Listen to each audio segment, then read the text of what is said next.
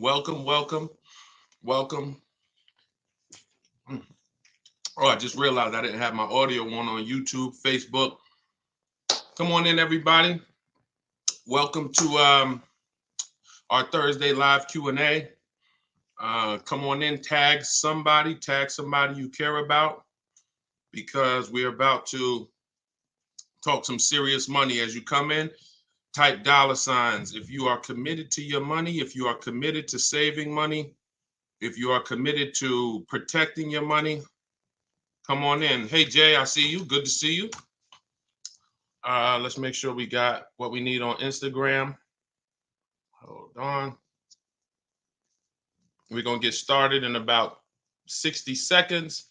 Give a lot of people time to come on in. We do these live broadcasts to make sure. That you have everything you need to save money on a car. Who's car shopping right now, or who will be in the next couple months? I see you, Danny. Good to see you. How's audio? Can I get a signal on all platforms that audio is clear?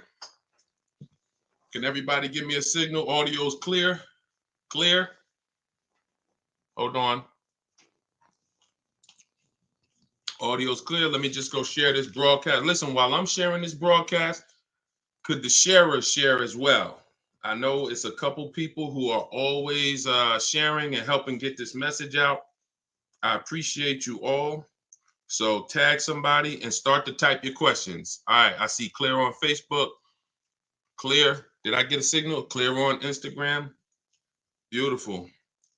All right, start typing your questions in. I'm just sharing the broadcast to our Facebook followers. Hold on. Where we at? My headphones just went off for no reason. It's the way. Headphones just went off for no reason. Can y'all hear me? Can y'all hear me? I want to make sure I have my headphones attached to TikTok. I just want to make sure. Okay, perfect. All right, let me go in here and let's just start typing your questions. We're going to get to them in about 15 seconds. I just got to make sure we do all the housekeeping. This live segment is sponsored by my new book. It's a digital book. It's called Car Shopping for People That Hate Car Shopping. 7 Steps to Saving Time, Money, and Avoiding Dealerships. So while we are here for the next 30 minutes, you'll be able to get it for 75% off. We're already rated 5 stars on Goodreads. Well, 4.94 stars to be exact. But we've been able to do very well on Goodreads. Thank you to everybody who has reviewed it. Now, you'll be able to get a copy for the next 30 minutes at 75% off. It's normally $97. But while we're on the broadcast, the next 30 minutes, you can get you a copy. So while we're getting things set up to get started, you want to click my TikTok bio and grab your copy. You want to click the Instagram bio. There's a website in my bio. Or you could go to deshonsbook.com or scan the QR code, get your copy, because sometimes people miss the countdown and the price goes back to 75, goes back up to $97. Hold on, Instagram. Hold on. I'm trying to tag. Hold on. We got to do what we do. Let's get the tech right. Oh, let me put on Do Not Disturb. Hold on. All right, here we go. Bang. All right. Do Not Disturb. Okay, let's get to it now. Let me get back. Okay, let's get to it. Book is amazing and quite insightful. Thank you, Dr. Cherry. I appreciate that. I appreciate that a lot. Okay, let's get these questions going. We'll be taking questions from all 4 platforms, and I'll just be rotating them all throughout the show. All right. Should I buy a new S-Class 2024 Rolls Royce? That's a matter of personal preference. If you're not keeping it 8 years, then you're going to lose thousands of dollars buying it. You should be shopping for an aggressive lease. What do car rebates mean? Skylar, good question. Skylar on TikTok asked, what are car rebates? Rebates are when a manufacturer wants to incentivize you to buy a new car. They're not on used cars. So if you're leasing or if you're purchasing a new car, Some cars have rebates, some don't. Bad thing about the rebates is they're in the control of the dealer. So you won't really see you won't see all the rebates advertised. You won't know if their car has rebates. You can't ask, because sometimes they'll tell you, sometimes they'll tell you some. The only way to reveal the rebates is to get multiple offers.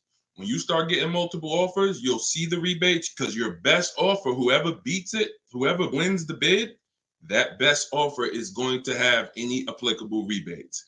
Okay, so you don't just want, and listen, rebates are different than the dealer discount.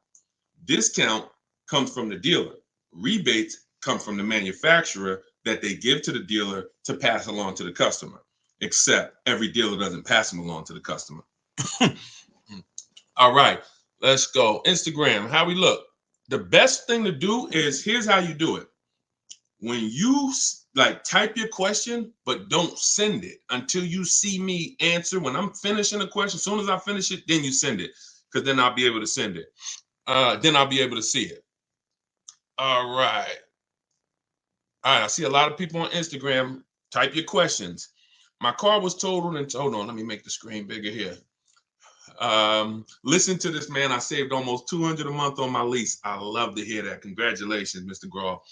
I have a 590 credit score, but my pre-approval said that I have to put down 25 to 3,000. How can I not put down payment down? Hey, you might not be able to.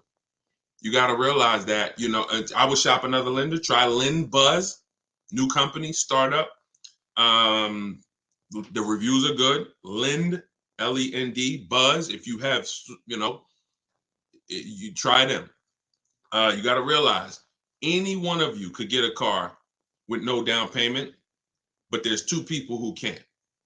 And that's if you have too much negative equity. If you're trying to move $5,000 or $10,000 over to another car, sometimes that's going to put you above the bank's loan to value ratio. So if you're buying a $30,000 car and you're trying to throw $7,000 of negative equity on top of that, they might look at you and say, we can't do that. You could have an 800 score. We can't do that because the loan to value ratios are too high. The bank's not going to lend $40,000 on a $30,000 car, because let's really break down real quick what a no money down deal is. That means you're financing the price of the car, the taxes, and the fees. So let's say you purchase a $30,000 car, taxes are $2,500.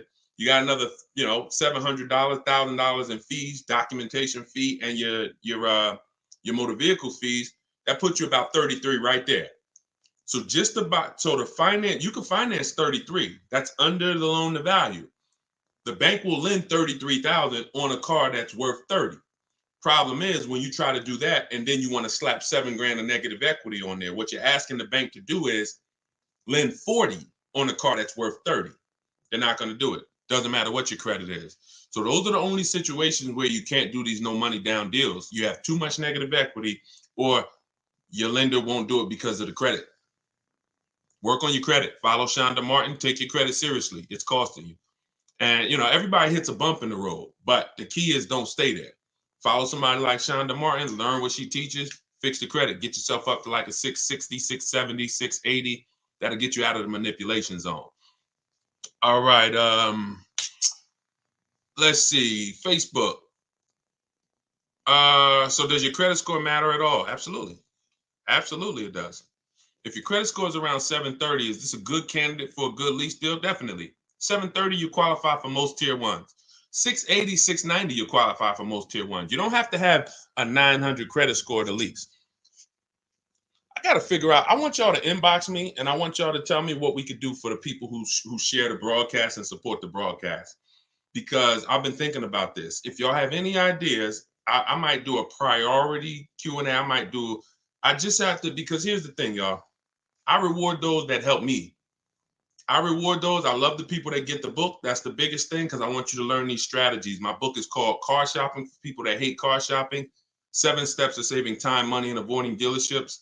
It's a 7-step process. Doesn't matter whether you're leasing, buying, and it's a digital book. So you get your copy at 75% off. It'll be in your inbox in literally 2 minutes, and you'll have everything I teach. But inbox me some ideas of something we could do for our community of people who share. I want to reward the people who share the broadcast and who tag friends. All right. Hello. I'll be doing a purchase order through my credit union. How do I get the best price on a Mercedes? Multiple offers. Multiple offers. It's the only way to get the best price.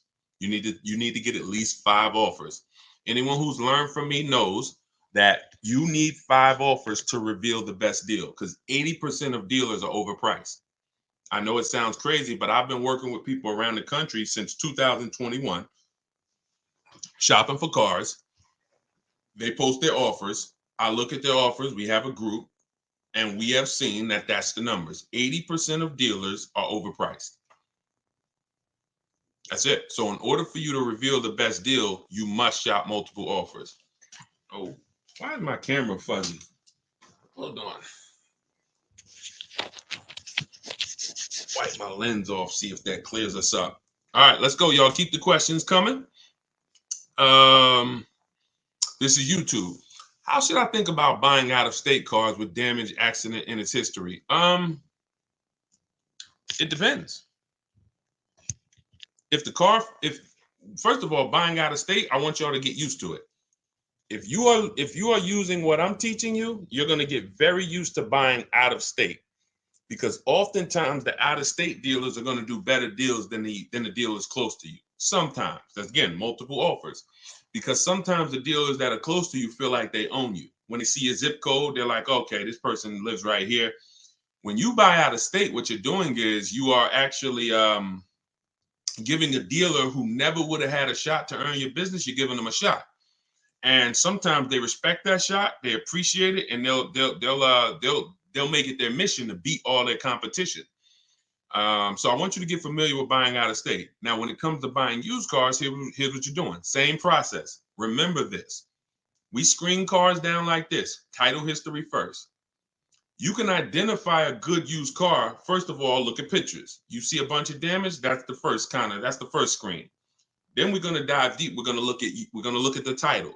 Deshone, how do we get the title, you might be asking? Okay, this is how you're going to get the title. History, Carfax, not auto check, because auto check is not going to show you what we need, which is service records. You must see service records. There's no indicator that can replace service records. I don't care. If there's no service records on that used car, consistent, I'm not buying the car. I wouldn't recommend you buy the car, because if you miss 15 to 20,000 miles of service, you could seriously have done damage to the car. So first thing is we need the Carfax. How are we going to get it? I have a secret strategy that I teach that you only hear from me. I'm going to give it to you now. When you're shopping on these marketplaces, we shop on all of them. We use 8 marketplaces. Cars.com, Car Gurus, Auto Trader, Carfax.com, Driveway, eBay Motors will check, Carvana and CarMax. See, because even though I know 70, 80%, 90% of the time CarMax and Carvana is overpriced, it's not 100% of the time. So it's like I compare CarMax to Best Buy. Most of the time I'm going to get something, we're going to get it from Amazon, we're going to get it from Walmart.com. Very rarely is Best Buy going to be the best deal on something, but every now and then Best Buy is the best. So if you're not checking them, you're leaving money on the table. So we open up those marketplaces. You're not going to see, sometimes you'll see Carfax included, and sometimes you'll see purchase a Carfax. What we do is we skip, you don't know this, but now you're about to know this. Most dealers have a contract with Carfax. So on their website is the Carfax, not on the marketplace that they're paying to advertise the car. It's on their website. So what we're going to do is we're going to hop off the marketplace, go to the dealer's website, and we're going to look to see if they have the Carfax there. Once we get it there, we can see the Carfax. We can see if it's a frame damage vehicle. We can see if it's a X rental, if it's a salvage title. That's the first indicator. Then we move to service records. Then we look at accident history. If the accident is a couple different types of accidents, this is all in my book. If you don't want to remember this, you're like, Deshone, I don't have time. I got to go back to work. You grab your copy of the book in my TikTok bio, 75% off. as long as it's not, you didn't hit zero yet. And in my Instagram bio, or go to deshonebook.com, scan the QR code. Anyway, get your book for 75% off. Be in your inbox in 2 minutes. So now we're scaling it down. And then once we look at the accident history, there's 3 different types. You're going to see something that says accident, but vehicle is drivable. That's a good sign. Because people could have a fender bender in Walmart. If the cops are called, it's going to be on the Carfax. Anything where the cops are called, it's on the Carfax. So what you have to be able to do is discern through wisdom and through understanding, is this a serious accident or was this a fender bender? If the vehicle was drivable, that means it left the scene of the accident drivable. If it says vehicle towed, red flag. I don't get those. If it says airbags deployed, red flag. I don't get those. So, those are the things. And when you do that, you'll have confidence, even if you're buying a used car out of state, and then we verify the fees. We verify what the original MSRP was, so we know what the discount is. You need to know. Look, y'all, how many people have bought a used car in their life? Type U. If you've bought a used car in your life or you plan to buy a used car, I want you to type a U. I'm about to tell you something. There's many people who are never going to tell you how to truly know a great price on a used car. This is something I created. We call this the true value percentage. The true value percentage is not the discount the dealer is giving you. It's the discount from the price when it was new. Very important. There's nothing more important. You don't have a good deal unless you got a big discount off of the price when it was new. See, the dealer could give you a discount. When I was shopping for my Infiniti, some of you know, I had 4 Infinitis I narrowed it down to. When I pulled the price of each one brand new, the one I ended up getting was $54,000 brand new, and it was a 42% discount from when it was new. The other ones, the price they were asking was a little lower, but the original price of the vehicles was also lower. One was 46, one was 48, one was 52. So if I would have bought any of those cars because the asking price was a little lower, $1,000 lower, I would have not truly gotten the best deal. The best used car deal is the one with the greatest percentage discount from the original price. That's what we do. Let's go. Keep the questions coming, y'all. Let's keep it going. We're going to try to get through as many as we possibly can. Let's go. Is cardiac reports? I'm guessing you meant Carfax reports, or should we look into other websites? Carfax is what we use. That's what I was just talking about. We don't really use anything but Carfax, because when we find another report that'll get us the service records, then we'll use that too, or we'll use that instead of Carfax.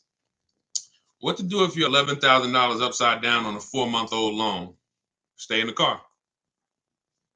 Stay in the car. Cars are not made to be flipped that fast. Stay in the car. Why are you trying to get out of a car that you just got 4 months ago?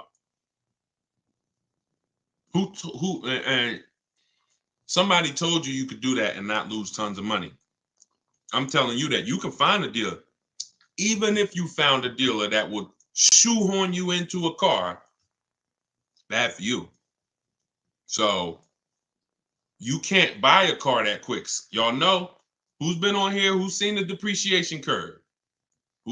So as some of you tune back in, and somebody, if this is your first time on a live with me, type a 1. First time.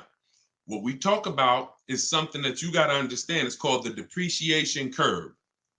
Your vehicle goes down in value like this from the day you buy it. You buy it today here, it's dropping like this. Now, about 7 to 8 years, it starts to look like this, which means after about 7 to 8 years, the same price your car was worth last year is going to be close to that. If it was worth $10,000 last year, it's going to probably be worth about $9,000 this year, $9,200. You're not losing that much because you've outlived the depreciation. This is for long-term owners. I see all the people. Can we send a welcome to the first-time people? Everybody who's been on here, can you send a welcome to the people who are here for the first time? We got a lot of people here for the first time. Okay, everybody who's you've tuned in before, just type welcome. This is the depreciation curve. So if you are buying cars and you're switching them in this period, which is the 2 to 7 years, you shouldn't be buying cars. You should be shopping for leases. aggressive leases. Not these leases that you see on commercials. Those are not deals. But if you are like, Deshone, I want to keep my car that long, that's when you win. Who has a car outside that's been outside, they've owned it for at least 8 years? Type of K for keeper. We call those cars keepers. That's a car we're not planning to switch. We don't care about the depreciation because our plan is to use up most of the value. Y'all follow me?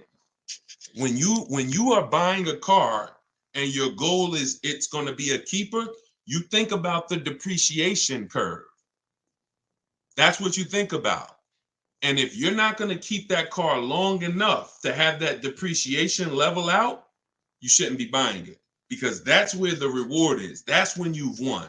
It's not when you paid off the car. You can pay off the car in 2 years. Don't mean the car ain't losing value like this. You've won when the car when you've made it to this part of the depreciation curve. That's when you've won. If you have no goal, Deshone, I'm not keeping a car that long, then you should be shopping for an aggressive lease. I know they told you leases were bad. They lied to you. And they lied in ignorance. They didn't know. But they talk like they did. I call it confidently wrong. We call that confidently incorrect. Dangerous. Yeah, you definitely. 2012 Ford Sports Track, definitely. Good job. All right. How do you shop for a lease anyway? Aggressively. Multiple offers. Multiple offers. As I said when we started the show, when you start shopping, you're going to see what I'm about to tell you to be true. 80% of dealers are overpriced. But we don't care about the 80%. We care about the 20% that are going to make us the best deals. And you're not going to see that until you shop multiple offers. You could do it my way. I teach to do it online. In my book, I have a strategy called the 25 to 5. This is for new cars and leases. We connect with 25 dealers online. Takes us about 20 minutes. Deshone, that sounds crazy. Yep. Because when you know what to do, what to say, and you're using my templates, which are copy and paste. First template is my initial contact, when we tell the dealers what we want. Great. Another benefit of shopping 25 to 5, not just to get 5 offers. The goal of the 25 is to get 5 offers. We're shopping out of 25 dealers' inventories. So while I'm looking for a black Honda Accord, and I'm shopping out of 25 dealers' inventories, you're looking for a black Honda Accord, and you're going into one dealer. They might tell you, oh, we don't have that one. You go into another dealer, oh, we don't have it. We're touching 25 dealers. So we're shopping out of 25 inventories. Now, once you do that, that's my way. Using my scripts, everything is online. You're not talking. You're just copy and pasting. My scripts are in my book, Car Shopping for People That Hate Car Shopping. Digital book. Down. That's another reason it can't be print. There's so many reasons why I couldn't make it a print book. Can't update it. But that's another reason. I have my scripts in there. You open up the link, it opens a document, and you copy and paste. Now, a secondary way to do it's not as effective, but it's still better than the old way of shopping, is you're going to test drive your car. Once you decide what you want, you come home and you call sales managers. I'm called, hey, can I speak to the sales manager? And you're getting at least 5 offers. I wouldn't speak to a salesman because all they're going to do is just put you through hoops and it's going to be painful. Speak to a sales manager, 5 offers, and then you make your decision. That's how you shop for an aggressive lease. Now, if you get 5 offers and the lease deal is over 1.5%, some of you know about the 1.5% rule. That's when you know you've overpaid. You're overpaying for a lease. That means it's a bad lease program. Couple vehicles out here have bad lease programs, and people are leasing them. You're overpaying. You're overpaying. You're paying too much for a car you're giving back. Do you ever visit car auctions? I don't. Let's go. Instagram. Can you still apply the 1.5% rule on a new build vehicle to lease? 1.5% rule is a rule that you need to keep in mind whether you lease a car you ordered or whether it's a car on the lot. 1.5% rule doesn't change. Deshone, what about if it's a Bentley? 1.5% rule doesn't change. You're paying too much for a car. Leasing is a value play. The name of the game with a lease is to drive the most car and pay small amounts of money for it.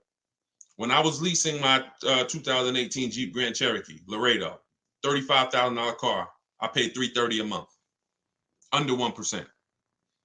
Under 1%. Over the course of 39 months, I believe I paid about $10,000, $9,000 and change. Just all you do is take 330 times 39. That's how much I paid over 39 months for a $35,000 car. Value play. Value play.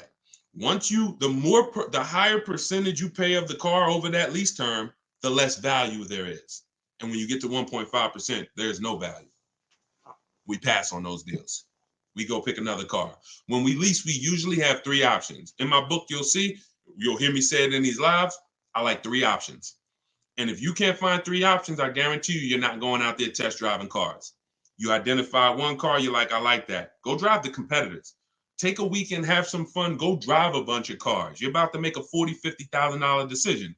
Go drive some cars. You know how many people have said to me, Deshone, I want that. I'm like, did you drive it? They're like, no, I just saw it. I like it. I said, go drive it. They get there and they're like, yeah, I drove it. I didn't really like it. Now think about if you would have bought that car. You'd have been like 3 months later, 6 months. How could I get out of it? So we do ourselves a disservice because we're not shopping. And I know why you don't shop is because you've been programmed to be nervous shopping. You do it what you do my way. Here's a rule you never break. Never talk numbers inside the dealership. If you remember that rule, you can test drive and be out of there in 20 minutes, never feel pressure. And then you come home and you make your deals from home. Yeah, we're taking questions from we on 4 platforms. Yeah, confidently incorrect. You like that, right? When you see somebody, that's what I call them. Speak with bold. Never lease a car. Leasing is the most expensive way to own a car. Confidently incorrect. Dangerous combination. Dangerous to yourself and others. All right, let's see. I got pre-qualified for a loan with Carvana. We don't use Carvana pre-approvals. This is a great question. It wasn't a question. It was just something somebody typed.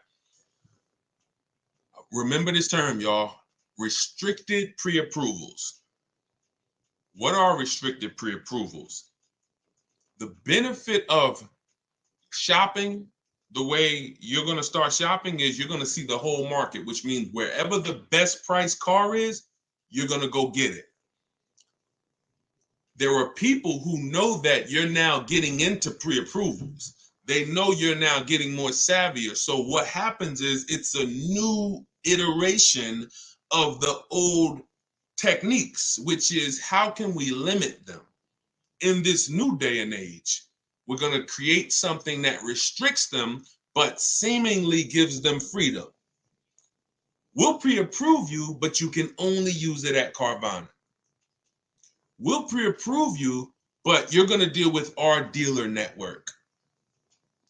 Restricted pre-approvals, they're trash. Carvana's one of them. Capital One Auto Navigator, because those of you with bad credit, you get pre-approved with Capital One Auto Navigator, and what do they tell you? Go to our dealer network. Now, that dealer network is in bed with Capital One, and they know you're sending us these bad credit people who depend on us to find them the car. It's a money play. It's not a play of, oh, let's find them the best car for the money. Let's find them a car with the biggest discount. It's like, hey, send them to us, and it's a conveyor belt.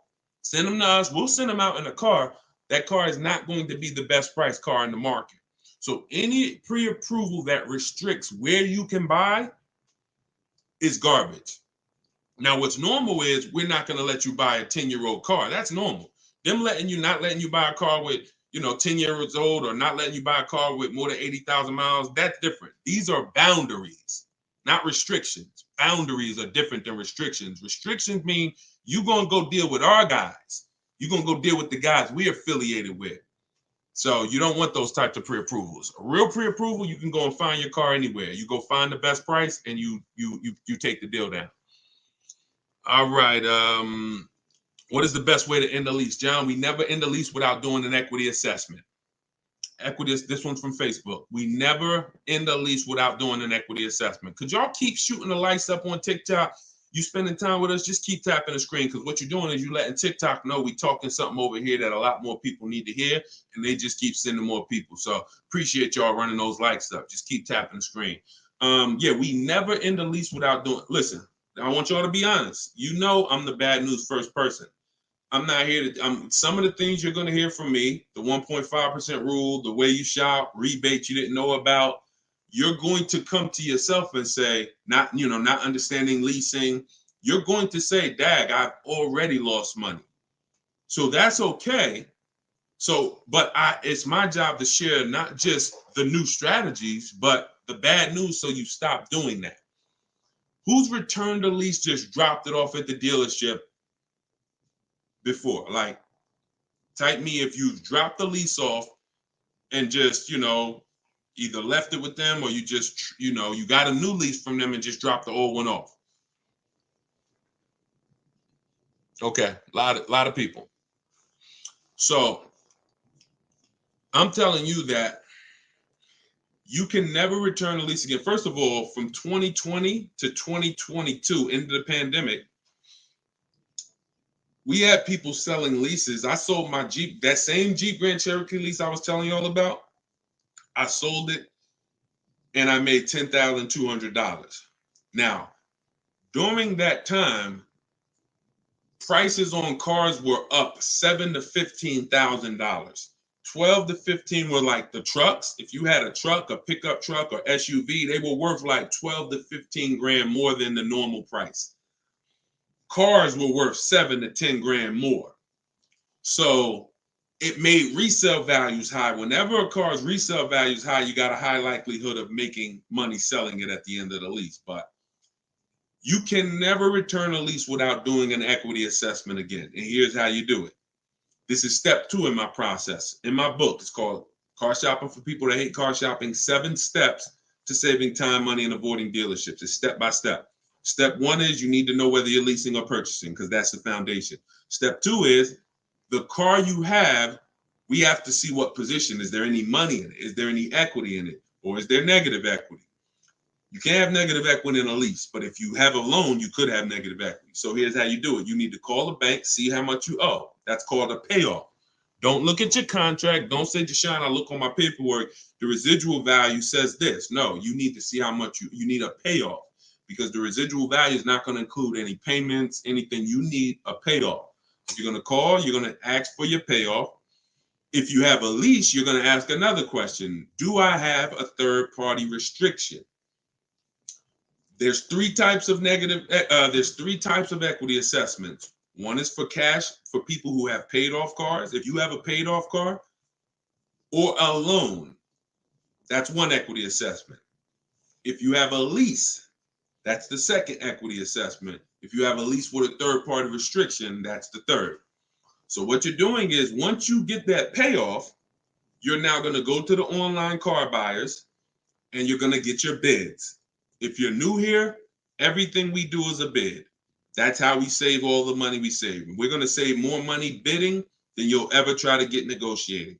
So when we go to the bid, we're going to CarMax, we're going to Carvana, we're going to Driveway, we're going to AutoNation, Buy My Car, Kelly's Blue Book, Instant Cash Offer, Car Gurus, Sell My Car. 6 offers. That's 6 offers. Once, if you are in the first 2 groups, you own your car, or it's paid off, you can sell to the highest bidder, no problem. If you have a lease with no third-party restriction, Toyota, Chase, no third-party restriction, you can sell to the highest bidder, no problem. If you have a lease with a third-party restriction, that doesn't mean you can't sell. It restricts who you can sell to. So you now are going to take those offers from all those bidders, and you're going to call a used car manager of the same brand. The third-party restriction means you must sell to a dealer of the same brand. Now, some of you may have saw people who are doing things, and maybe you did it. I don't recommend it. You buy the car first. This is for you with a third-party restriction, because you saw, oh, Carvana wants to pay. You buy the car and then you resell it. We don't do that, because when you buy the car, you pay taxes, you pay fees. That comes out of your profit.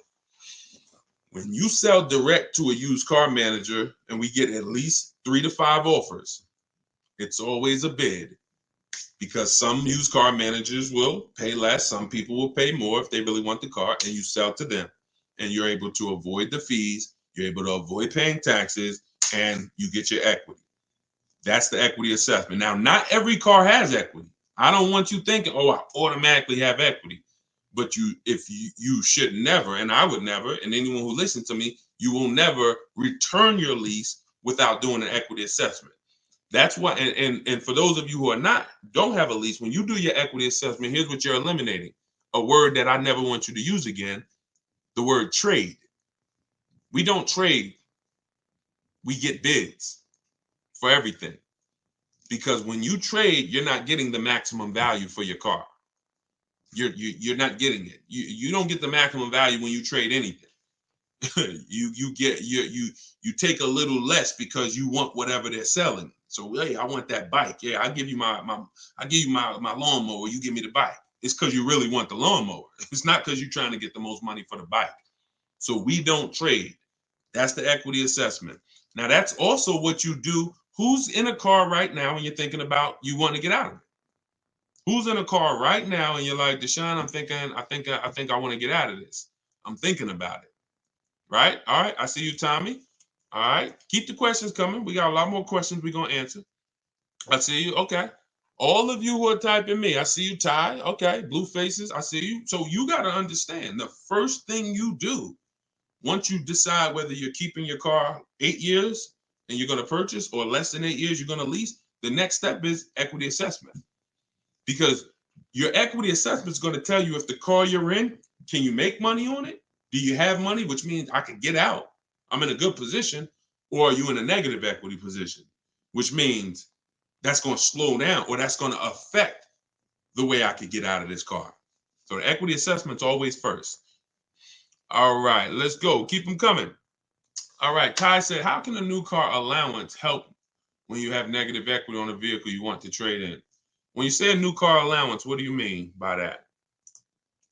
I don't understand what you mean by that. How can a new car allowance help? I need to ask you a question offline. I don't do DMs. This is it. We got 2 million followers. God bless you, but I don't do one-on-ones. I don't do DMs. I work with groups. I help massive amounts of people, thank God, get to their goals. Your situation is not unique. It's not unique. I've been doing this since 2006. I've been teaching people and helping hundreds of people buy cars since 2020. You may think your situation is unique. There's probably 100 other people on this broadcast in the exact same situation. So it's no need it's no need. It's no need. One-on-ones are not necessary. If they were, then I would be doing them and I figure out a way to build a team to do them, but they're not necessary at all. Best way to bargain for a low price on a new lease, multiple offers. You missed it. Anyone who wants to see the replay goes up on Facebook. It goes up on YouTube as soon as we end the broadcast. But we did talk about multiple offers. Everything we do is a bid. Oh, y'all killing it. All right. I see the likes flying up on TikTok. Appreciate y'all. Keep tapping the screen. Shout out to the sharers. Everything you do, when you say, Deshone, how do I get a great deal on the price of this car? You get multiple offers. That's always the answer. You're going to save more money getting multiple offers than you'll ever save doing one-on-one with a dealership. Ever. That's how we're able to say it. Like, look at Charles. So Charles just leased a Palisade. Now, one thing about Charles is, I'm showing it on the screen too. So again, if y'all, if you're watching the rebroadcast, you can see it, or depending on what platform you're on, you can see it. He picked up a Palisade. The Hyundai Palisade is probably top 10 most popular SUVs, especially all through the pandemic. People were paying. Some of you might have one. You might be like, Deshone, I can be honest with you. I got that vehicle, and I know those things people were asking $5,000 over sticker for these, $10,000 over sticker for these. He got a $48,000 one, and he's paying $597 a month. $597 a month. He said, I reached out to 35 Hyundai dealers. He did it my way, so he's at home. He's using what's in my book. For those of you who just jumped on, my book is called, it's my new book. It's called Car Shopping for People That Hate Car Shopping, 7 Steps of Saving Time, Money, and Avoiding Dealerships. For the next 30 minutes, you can get your copy at 75% off as part of our launch. Click that picture of me on TikTok. Click that website. Before the timer runs out, you can get it. It's normally $97. You can get it for $24. It'll be in your inbox in literally 2 minutes. Same thing with Instagram. Go to my Instagram bio, get your copy before the timer hits 0, and the price goes back up to 97. So what he did was he used the computer route. He said I connected with 3,500 Hyundai dealers. I got 10 quotes back. The offers range from 1.23 to 1.6. What I always tell you, if you shop correctly, when you get multiple offers on a new car or a lease, you'll always see a $3,000 to $5,000 difference. And if you're shopping for a luxury car, it's the same way. You'll see a bigger difference. Some of you were on, I showed Kimberly's deal on her Maserati, where she saved 20 grand on her brand new Maserati. So he said, I'm a high mileage driver, so he's very price conscious. Made the decision, and look, 48,000, he's paying $597 a month. Now, what I always say to high mileage drivers is, once you shop your offers, you shop them with 12,000. And then once you identify the winning dealer, you adjust that mileage with that dealer. If you need 18,000 miles a year, if you need 20, you adjust it. Once you identify the winning dealer, you say, hey, please work the deal with me for 20,000, and you just pay for the additional mileage. And he's probably going to leave out of here with his additional high mileage at probably still under 700 a month. When people are driving this same car paying 900 a month, because a $48,000 car, some of you know, every $5,000 is $100 a month. So that's about $1,000 car payment for people who are buying a Hyundai Palisade before they put their money down. $1,000 car payment. He's paying $597. All right. Deshone, thanks for what you do. Appreciate you, Mopar. Thank you. I love this, man. I absolutely love it. And you know what? I get excited about people who are excited about their money.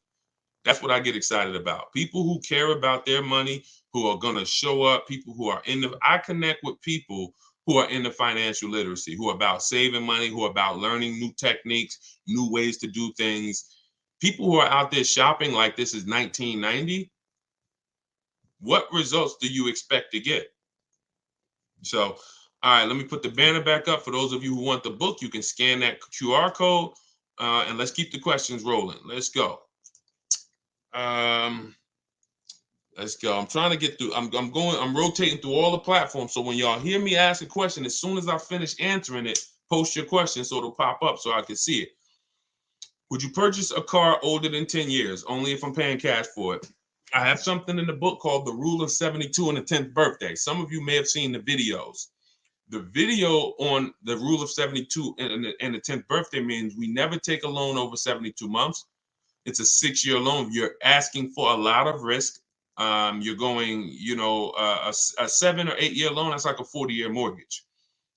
A 96-month loan, that's like a 50-year mortgage. We won't go more than 72, but we also have to have the car paid off by the 10th birthday. That's why it's called the Rule of 72 and the 10th birthday. So they work together. I'm not going to take a loan over 6 years, because if coincidentally, when I see people who have problems with cars, the car is usually older than 10 years. When I see people who can handle those problems, cars usually paid off. When I see people in danger of losing those cars, car usually has a loan on it. So if you still have a loan on the car and it's older than 10 years, you've asked for trouble. So whenever you're doing your loan, you take the age of the car, and you add it to how many years the loan is, and it shouldn't go past 10. So if you're looking at a 5-year-old car, you could do a 5-year loan. If you're looking at a 4-year-old car, you could do a 6-year loan. If you're looking at a 3-year-old car, you could do a 6-year loan, not a 7, because we don't go past 6. 72 is the longest loan we'll take. Now, if you're looking at a 6-year-old car, 4-year loan. If you're looking at a 7-year-old car, 3-year loan. Now, if those principles don't work for you, it's because you can't afford the car. You might say, Deshone, well, I can't get that car in the payment I want.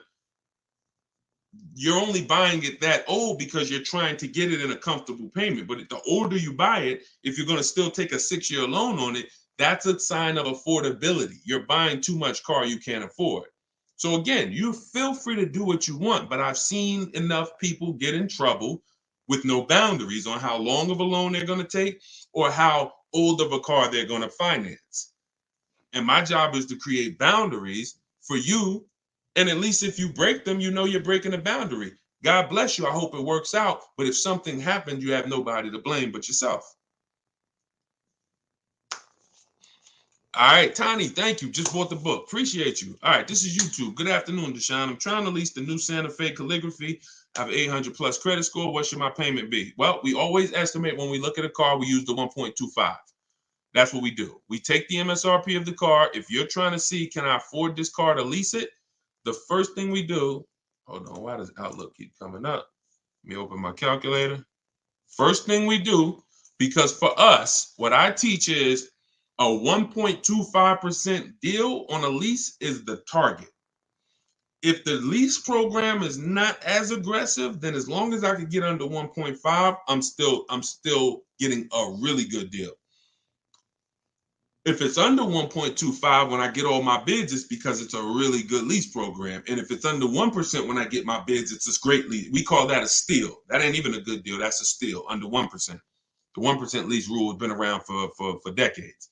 So what we do is if we look at the MSRP of the car, we want 48,000.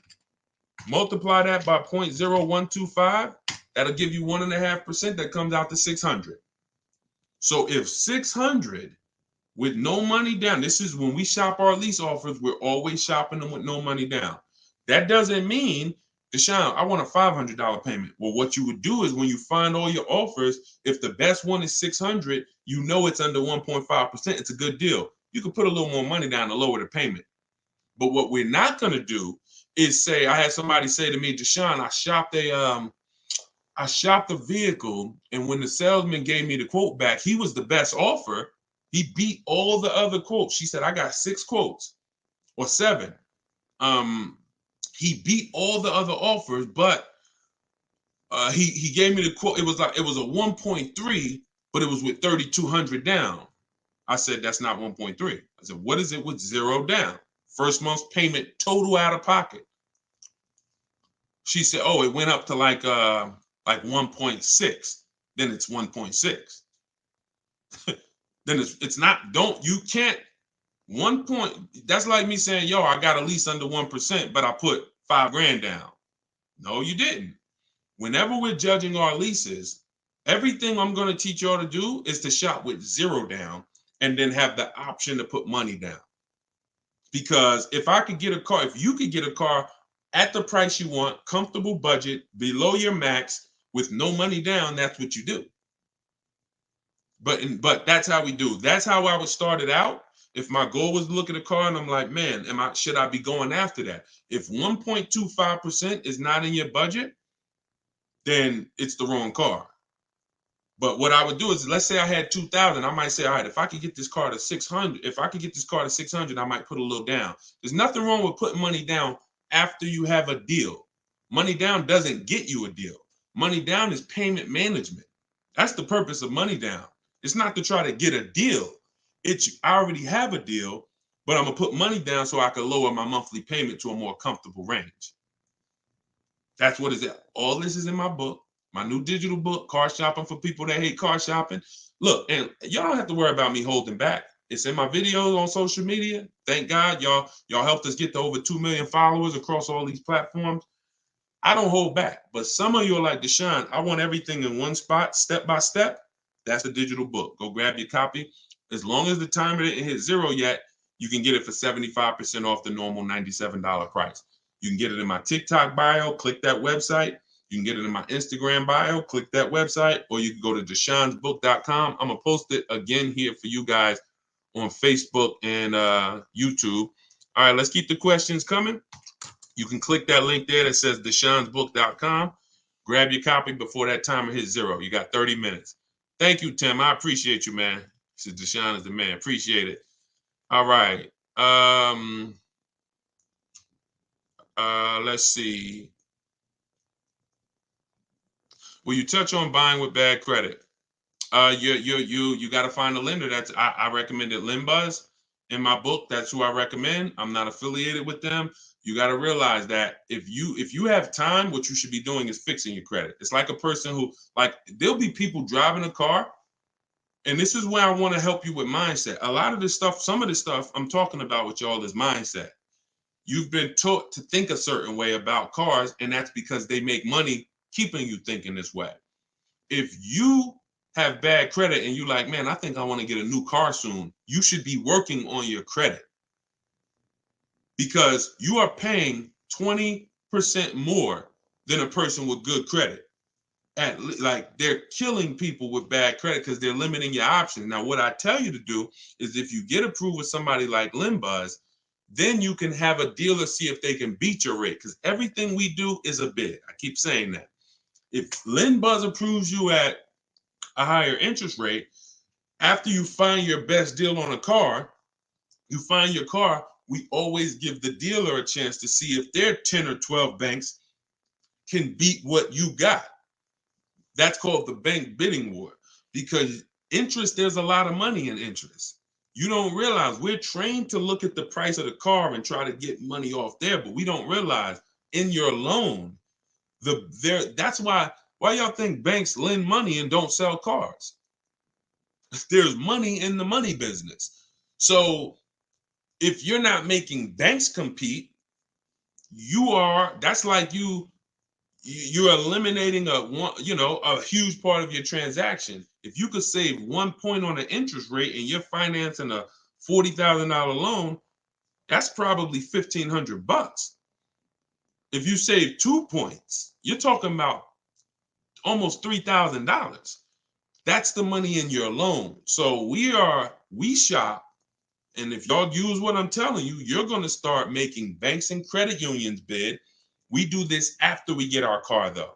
And we don't let anybody access our credit with a hard pull until after we found our car, because that's when we can start the bank bidding war. The credit bureaus allow you to have multiple people run your credit within a short period of time. And when that period closes, it's going to weigh on your credit like one hard inquiry. One hard inquiry. So if one hard inquiry from one bank would have dropped your credit score 9 points, when that rate window closes and you had all these banks bidding, it's the same 9 points, except you had 20 banks and credit unions bidding, and you come away with guaranteeing your best rate. Which, what do we call that? Who was on here yesterday? I don't know, but what do we call when we can guarantee that nobody else could have beat the price? Starts with a P. And it's something that we get with other things when we buy other items. But when y'all do it like this, you're going to be able to get it with a car. Let's see if anybody knows from yesterday. We might have a bunch of new people on here, so I don't want to assume. It's called price assurance. Price assurance. Price assurance means you guarantee, not you hope, not you driving down with your new car and you saying, oh, you think we could have did better? You think I should have asked them? I should have asked them for like another $500. You don't have price assurance. Price assurance means I guarantee nobody could have beat this loan. I got the lowest interest rate. I guarantee nobody could have paid me more for my old car. I got the highest bid. I guarantee I couldn't have found this used car for nowhere else within 100, 200 miles because I saw all the options. Price assurance. When you use this, you're going to have it. When you use the bidding system, stop negotiating and start making people bid. All right, let's go. Jeff said, don't trade. Call the lender to find your payoff, then get offers from the sites that pay cash for cars to see how much negative equity you have. There you go. Way to go.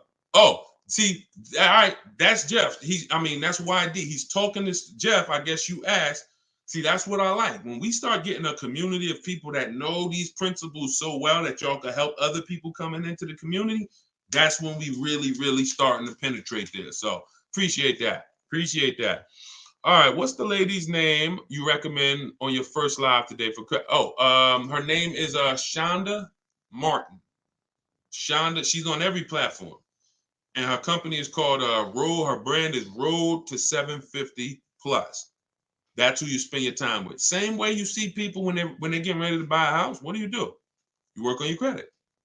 I got a goal, and I want to do it the right way. So you work on your credit, and when your credit is right, you say, all right, let me go get my house now. You do that with a car, because here's the thing. You're going to buy more cars than houses. And if you can't qualify for a lease right now, but you're like, Deshone, I know I'm not keeping the car 8 years. then you should be, and you're like, I can't qualify for a lease. Your mission should be to qualify for a lease. That should be the mission. Because once you get your first lease and you do it right and you structure it right and you get multiple offers and you drive off in that brand new car and you see what your monthly payment is, you're going to be like, man, I should have been doing this years ago. Why was I buying those cars? So get there.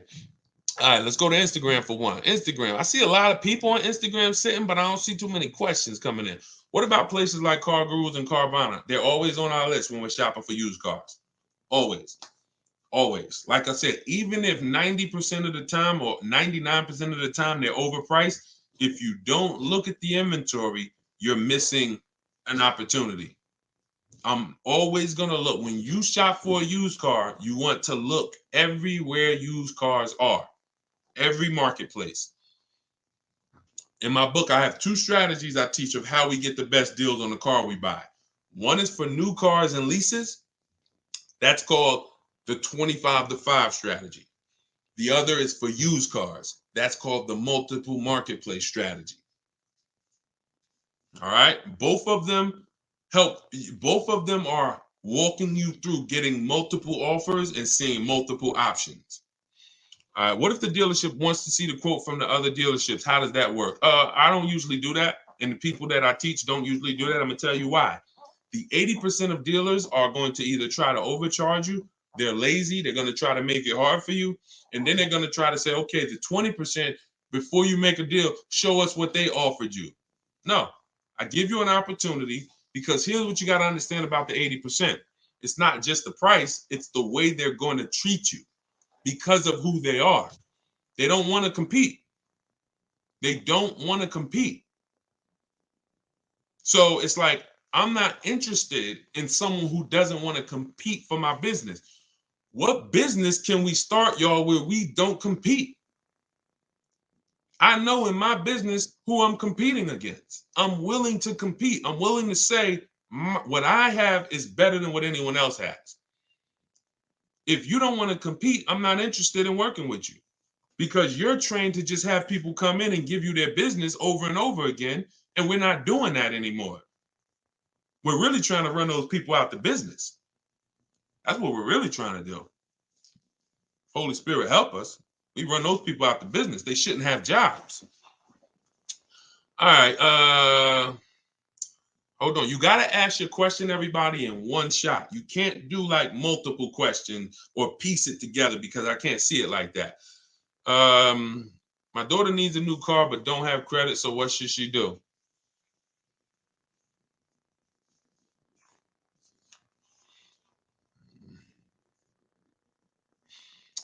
My daughter needs a new car but doesn't have credit. What should she do? Scrape together some cash and get her an inexpensive car. I needed a car. I didn't have credit. My first car was a $500 car. Transmission went out. She should be looking on Facebook Marketplace, saving up some money to try to get a car. Walking into a dealership like a lamb, coming in, oh, I have no credit, but I need a car, and you got sharks and wolves looking at you. Yeah, they'll put her in a car. But when you see those numbers, that car is going to follow her for years and years and years. You know, so it's just like, look, y'all, I think, and we can hear this, that car buying has not been taken seriously. And that's what has caused the problems that we are trying to fix at this point. You don't take listen, there's no other transaction that has the magnitude, price wise, of a car that people don't take serious. Only cars. If I told you you could start a business, even if it's a business you wanted to start, but it's going to take you $5,000. How serious? On a scale from 1 to 10, 1 being I'm going to do it in a weekend, 10 being I'm going to take it extra serious. How serious are you going to take that? Just $5,000. You can start a business that you want to start. How much research you going to do? How much due diligence you going to do? How prepared are you going to try to be? Scale from 1 to 10. 1 being I'm going to do it like I do, and 10 being, yo, I'm going to take this joint serious. That's $5,000. I don't want to lose that. Most of you would say right, almost 10. Cars, they programmed you to think, oh no, this is a 1. Don't take it serious. You don't need this. All of that extra stuff, having strategy and like understand, you don't need that. That's the problem. But what you got to ask yourself is, why did they teach us? Why did they program me to shop like that? Because it makes them a lot of money. You not taking car buying seriously, you thinking, man, I could come in, I could do this in 2 hours. You at the grocery store in 2 hours. You spent $250. You at the car dealership for 4 hours, you spent $40,000. So all I want you to do is slow down, have a strategy, plan, and make the right move. And if you care about your money, this is gonna make sense to you. If you care about your money and this is making sense to you, type $signs. If what I'm saying to you is making sense, type $signs. I appreciate it. Shout out to everybody sending gifts. I appreciate it. You're my favorite low-income streamer. I don't even know what that means, but I'll take it. I appreciate it. All right. Do you accept 1099-A for purchase? Now, listen, y'all. Somebody just asked this question. I'm going to put it up on the screen. Appreciate it. I see a lot. All right. A lot of you getting value out of it. Check this out. First of all, before I answer this question, I'm going to put it up on the screen, and then because some things we got to call out. I need y'all to recognize them because they're viral. When we start talking about things that are viral, that have millions and millions and millions of views, we got to put those on the screen so that just the people on here could understand what's happening. Before I answer this question, those of you who just came on, this whole show is sponsored by my new book. It's a digital book. It's called Car Shopping for People That Hate Car Shopping: 7 Steps to Saving Time, Money, and Avoiding Dealerships. It's a 7-step process. It's step by step. And the way I have it, it's a digital book. So you are not reading something that doesn't apply to you. If you're going to buy your car and keep it long term, I'll walk you down a path. You're not reading about leasing. I don't want you having to read over leasing to get to the information about purchasing. So what it is, it's like if you remember Mario in the warp zone, you warp and it'll take you here. You get to a section in the book and I say, if you're keeping your car 8 years, click this link and it warps you to that section. If you're keeping your car less than 8 years, click this link. It warps you to that section. Another reason why I couldn't do a print book. So some of you who've been on here, I've talked about several reasons why I couldn't do print, but I want to update it. We use real-time websites. You use my scripts. If I wanted to change anything and I had 100,000 books out there in y'all hand that y'all were using, yeah, it'll work until something changes. And then I got to rewrite the book. All right, y'all. Then you'll be on a live with me a year from now. And I'm like, all right, so this changed. So now I got volume 2 of the book. Go get that. So with a digital book, we can update it and you can get your copy for the next 30 minutes for 75% off as part of our launch. But once the timer runs out, it goes back up to $97. So go to my TikTok bio, get your copy for 75% off. You'll see a website there in my bio. Click it and then hit that button that says get 75% off. And then the same thing in my Instagram bio. Click that website and then get your copy for 75% off. And if you're on Facebook or Instagram, click scan the QR code on the screen, or you can go to deshonesbook.com. All right, let's talk about this 1099-A purchase. So as far as I understand, and I don't claim to understand everything about this, but here's what I think I understand. There's this particular thing that allows you to purchase cars somewhat free. Is that true, Sean Patrick? Is that true? I've heard that with a 1099-A or you're able to like purchase cars and somewhat free. I've seen this. So I don't know if that's what he's talking about, but I've actually seen people that say you can go on with this 1099-A and you can leave with a car. Why don't we see people that are doing this? Why don't we see this as a business strategy? Why don't we see people going in, getting these cars, not paying for them, and then selling them, making $10,000, $15,000, $20,000, $30,000 just as a business? Because if you ever gave me something where I could legally go in and get a product worth tens of thousands of dollars and I can get it for either half off or free, then I would be buying that. I would be doing it as much as I can, and I would just be reselling it, making all the profit on a secondary market. So because you don't see people doing this, I'm led to believe that it was just to go viral. Same thing with the down payments are illegal. Woman didn't know what she was talking about. She just decided to come on TikTok and say, down payments are illegal. Ask about truth in lending. She sent millions of people, or at least hundreds of thousands of people in the dealership saying, hey, down payments are illegal. Do y'all participate in truth in lending? None of them left because of that with a car, with no down. Now, like I said earlier, you can do no money down deals. No, that's not the issue. The issue is when you go in there and you're talking something that you don't understand, but a dealership is trained to make you think you want. So if somebody walked in saying, hey, look, you know what? Down payments are illegal. Before I tell them they're wrong, pay attention. 80% of dealers are, and I don't think anyone who wants to sell you a product is going to correct you. I'm really going to still try to sell you a product. So you come in, down payments are illegal. Do y'all participate in truth in lending? Well, listen, look, I don't quite understand truth in lending, but what's your goal? Well, I don't want to put any money down. Okay, well, come on in. Let's talk about that. Because I already know that I can help you get a car with no money down, but not for the reason that you came in talking about. And then those of you with negative equity, as I talked about earlier in the broadcast, you're not leaving with no down payment if you got a bunch of negative equity, because it's too far above the loan to value ratios. So we just are big on, I'm not just going to give you the right information and the right to-dos. I got to make you aware of these people who are talking, who have never been in the car business and who don't actually understand, and they chasing clout.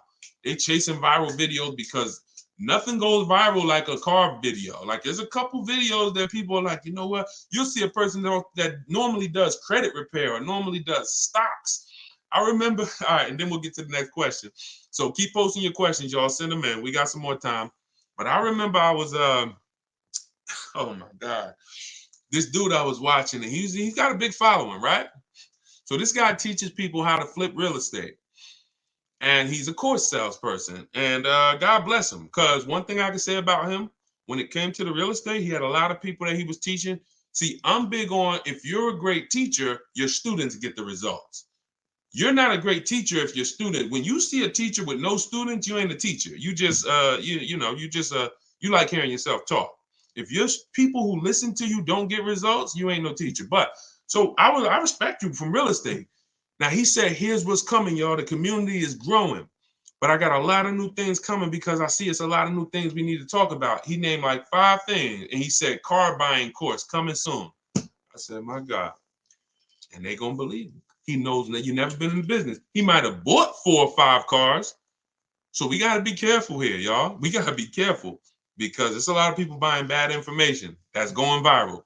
So, all right, let's keep it going. Just got my book. Thank you, Purple Grow. Enjoy it. Use it. Use the book and win. And DM me a success story. Shout out to everybody that reviewed the book on Goodreads.com. We're not on Amazon. But we do have a 4.94 review. I'm putting it on the screen. We got a 4.94. We got 31 ratings, 27 reviews. Thank you to everyone who's reviewed. And if you got value out of the book, if you loved it, when you get your deal, please go to Goodreads, go to Goodreads.com, tell us about it so that we can help more people find it. All right, let's keep it going. I need a Toyota Tacoma. Can you help me? I can teach you to help yourself. I don't fish for people. I teach you to fish. All right, I just got your new book. Now, could you give us info about repairing credit again? Mark, go to Shonda Martin. Type in Shonda Martin. Can somebody type her name? Because I know it's somebody on here that knows Shonda. And you just listen. You see how I am with cars? She's like that with credit. She's like that with credit. She'll do live. The way you know somebody knows what they're talking about a subject is they could do a live with hundreds and hundreds of people and just take questions, and whatever question comes, it's like not stumping them.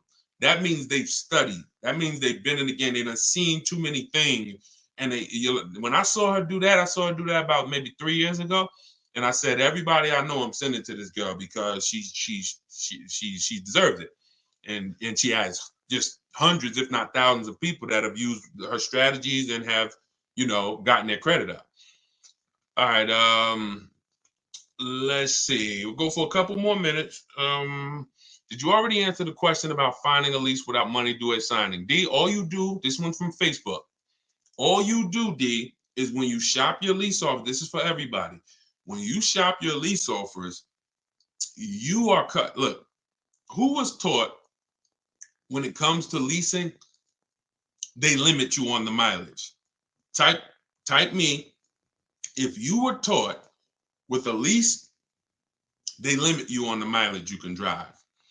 If you were taught with a lease, here's another one. You have to put money down. You might have saw these commercials. Now, like I said earlier, and that you'll always hear me saying, you tell everyone you know, those leases are not deals. Those are packaged profit offers where the dealers make a good amount of profit. Those are not deals. Like, for example, any deals you see me show from people, when you get your lease deal using these strategies, you're going to look at your lease deal and you're going to look at the commercial. And you're going to be like, dang, this deal I got is like $3,000-4,000 less than that. That's a deal. Deals are not advertised to millions and millions of people.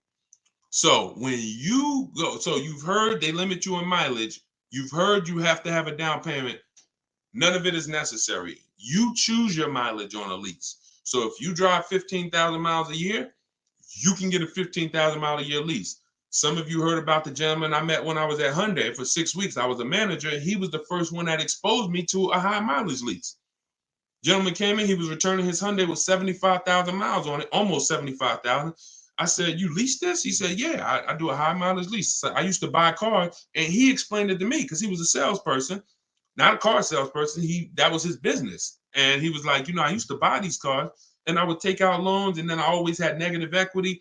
So I'm like, wow. He said, now what I do is I pay like maybe $150 more, $175 more. I get a high mileage lease. I come back with 75,000 miles on the car, or almost, and I get a new one every 3 years. I'm not losing all that money, because high mileage drivers, y'all are losing a ton of money. Goes back to the depreciation curve. It looks like this for the average driver. This is how your vehicle's depreciating. High mileage drivers, 20,000 miles a year, it's like this. You're destroying your value. So after 3 years, the value of your car is here. You've destroyed it. So what you got to do is learn about leasing. So you got to learn about leasing so you can stop doing this. So you are going to shop your lease offers with only first month's payment total out of pocket. And you're going to now shop it with 12,000 miles a year. That's the average miles. That's how you get all your offers. You tell the dealers how, from now on, you are going to tell the dealers you talk to how to present the lease offer to you. You're not going to let them, you're not going to say, work me up a lease. Show me what a lease looks like on this car. You are going to say, work me. You're going to pick your car. We always build our car before we get our lease quotes. We like to go online, build it so we know what the equipment is that's in it. And when we decide that car is in the runnings, we're now presenting how we want the offer presented to us. First month payment total out of pocket, all taxes and fees in the payment. And then we're able to judge and see, is it 1%? Is it 1.25%? Is it over 1.5% when we get all those offers? So don't worry about down payment. What you were told about down payment, then I have to have a down payment, throw that out the window. Throw that out the window. Can my young adult daughter lease with only 90 days on the job? She has great credit. It's a great question. There's no hard rule. There's no hard yes or no to this, y'all. Even with credit, it's very, because it's more about profile. So they're going to look at the profile they look at your profile, not just your score. Profile has, like she just said, how long I've been on the job, part of the profile. How long we've been at the address. What our bills look like. How, what our debt looks like. When they pull a credit, she had a lot of revolving debt, a lot of credit card debt, even though she got a high credit score. So these are all profile things. The job 90 days, that's going to be tough, because it depends. Because listen, somebody can have a salary job. Somebody can have a letter from their job that says, hey, we've put them on a salary and they're going to make X amount per year. Even the type of job the bank looks at, having a 90-day job at a job that could be lost easily is different than having a 90-day job. Now, did she have a job before, or is this her first job? Because if she had continuous income, she might have a better shot. That's tough though, but I go for it. if my goal was to lease and I had a good credit score and I had income coming in and I could support the lease payment, I go for the lease. And I try not to go out of control. Don't bite off something like a $40,000 car. I'd be shopping for something that was under 30. I go for it. I wouldn't buy. And if she's got to buy, then I would buy something inexpensive just to build some more history, so that anyone who can't qualify for a lease, your goal should be setting yourself up for a lease. That should be the goal. I'm setting myself up for a lease. So that's what I can tell you. This is her first real job. Yeah, she might need a little more time. But again, and look, if she has to have a car today, that's different.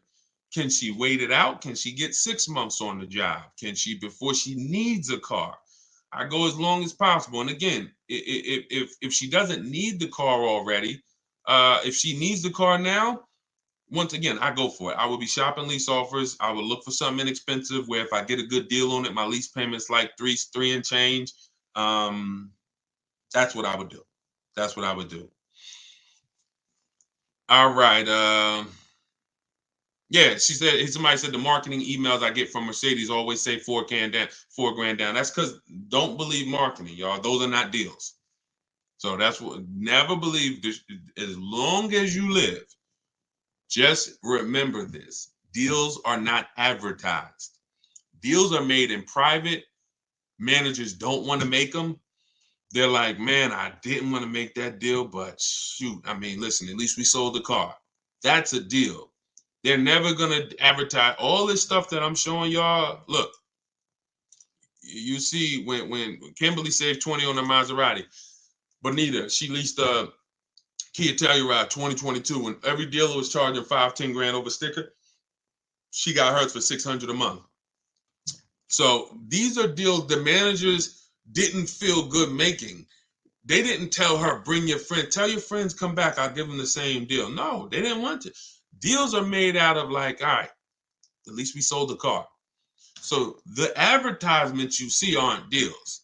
The advertisement you see, 100 of you could come in and ask for that. If they got enough cars, they'll gladly give you that because it's not a deal. So, all right. Okay, y'all. Listen, we went for about an hour and 20 minutes. Listen, you know what? We'll be back. I'm working on something. First of all, just so y'all know, in case you just jumped on, everything that I'm teaching you, you'll see it in my free videos all over social media.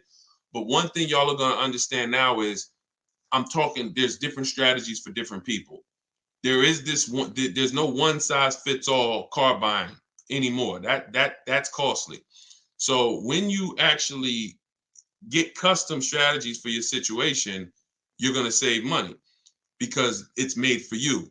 That's the reason why the social media videos are a little hard to navigate for you, because I'm talking to so many different types of people. Sometimes it's high mileage drivers. Sometimes it's people who want to lease. Sometimes it's people who are going to be buying a new car, people who are buying a used car, people who are paying cash. So you're trying to navigate all of these. If you want it step by step in one spot, that's what my new digital book, Car Shopping for People That Hate Car Shopping, is. It allows you to get all the information in one spot in a step-by-step way. And as part of our launch, we're doing 75% off. It's normally $97, but you can get it for 75% off for 30 minutes, as long as you didn't miss the timer. When you click my website, which is in my TikTok bio, click that picture of me, and then you'll see a website. Same thing on Instagram. Go to my bio, you'll see that website, and then hit the button that says, get my new digital book 75% off. It'll be in your inbox in 2 or 3 minutes. You can start using it. You can start winning with it. If you're on Facebook, I'm going to post this link one more time for you guys on Facebook and YouTube. As long as you haven't missed the countdown, get your 75% off. Okay, let me know if y'all can see that. Oh, that went, okay. Yep, we just posted it to Facebook and YouTube. So we're working on something where by next week, we should have a spot where you can click and you can actually, you can actually see my calendar. So anytime I'm going to be live, because sometimes I'll come live at 7 p.m. Sometimes I'll come live at 12. Sometimes I'll come live at 3, 5 yesterday, So I want you to be able to see, all right, Deshaun's going to be live 2 days from now at 5. That works for me. I'm going to jump on so I can ask my question. What we try to do is get through as many questions as possible. So we're working on that. Hopefully we'll be able to launch that next week so we can start to get it done. Javon, it's still saying $97. All right, that means you missed the countdown. Now, here's what I did. Because this was happening, I had my team, we made an emergency link. All right, here's the emergency link, Javon. Let me know if you can see it. If you missed the countdown, because I was feeling, at first I'm like, yo, you missed the countdown. It was 30 minutes. Once it's 30 minutes, it goes back to $97. Now, that second one you're going to see is going to be 10 minutes. 10 minutes. That's it. So let me know if all of you guys are good. I want to make sure everybody got it. You guys good? Most people are able to catch the countdown, but every now and then somebody will click the website, then come back to the broadcast. That countdown's still running. Then you're like, okay, let me go get my book, and it's at 0 and it's back $97. So Tommy said, can't wait to read it and save money. Thanks. I can't wait. I can't wait to hear your success story. So we will be back with more lives. I appreciate y'all. Continue to tell your friends when you run into somebody and they say, man, I'm gonna be shopping for a car soon. Invite them to our broadcast. Invite them here so that we can make sure that they're armed with the information they need to go out here and win. I want you mastering buying from home, shopping from home. No one can take advantage of you when you are at your house. We don't spend more than 30 minutes in a car dealership. When you read the intro of my book, some of you who got it, you're going to see in that intro, I say, you should not be spending more than 30 minutes in a dealership if you use what you're about to learn here. And I walk you through it step by step.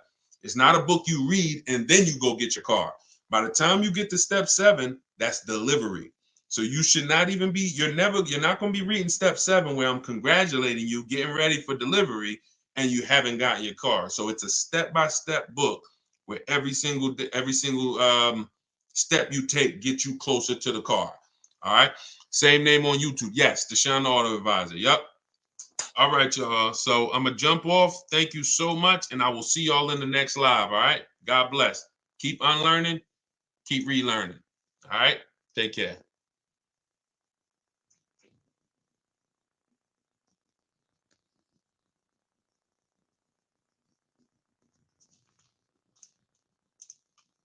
Car shopping in the next 12 months, type me in the comments. If you are car shopping now or in the next 12 months, type me in the comments. We're getting ready to talk about money. We're getting ready to talk about some big money you need to know, especially if you're getting a loan. Anybody who's car shopping with a loan, type an L.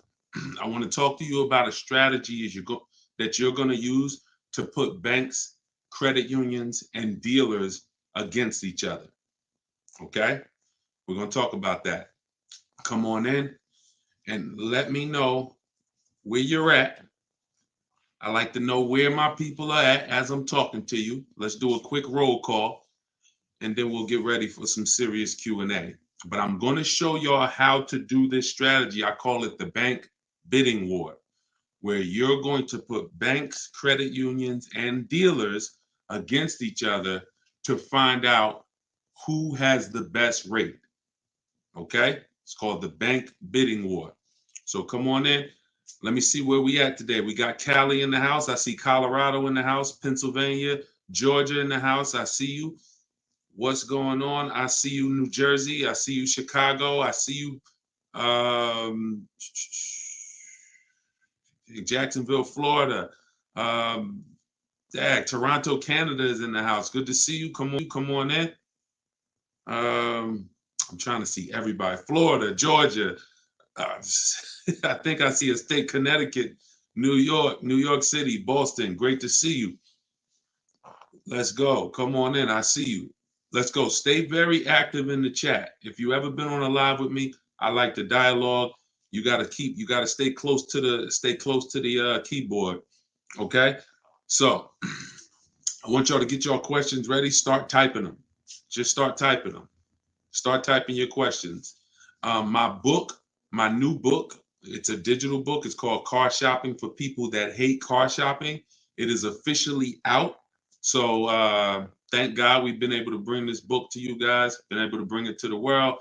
It's already rated 4.94 on Goodreads.com. We got 31 reviews. So everybody, while you're watching, you can get a copy immediately for 75% off as part of our book launch. So all you do to get yours, you won't leave the broadcast, is go to my TikTok bio or go to my Instagram bio. If you're on Instagram, click the link and get your copy. You'll see a button there when you click the link that says 75% off. And if you're on YouTube or if you're on Facebook, scan the QR code or go to deshonsbook.com. Get your book 75% off as part of our book launch. All right. And make sure you review it. I love the reviews. Thank you to everybody who's reviewed it. All right. Do they all have to run your credit or is it a separate hit? Nope. When you do this right, we're talking about what I call the bank bidding war. Who's ever wondered if they really got the best rate? Be honest. Who's ever wondered if you've ever got the best rate? Can y'all shoot the likes up on TikTok? Just keep tapping the screen. We already running the likes up. What I'm about to tell y'all is how you never wonder, okay? Bids. We got to go from dealing with one person to getting bids. And here's how it works. There's something called the rate window. The rate window is a particular period of time where the credit bureaus allow me, to have multiple banks and lenders access our credit to give us a loan. Within a certain period of time, it's only going to weigh on our score like one hard inquiry. So if you have successfully shopped your rate, you've gotten 10, 15, 5, 20 banks to run your credit so that they can give you their best loan offer, but you're doing it within that window.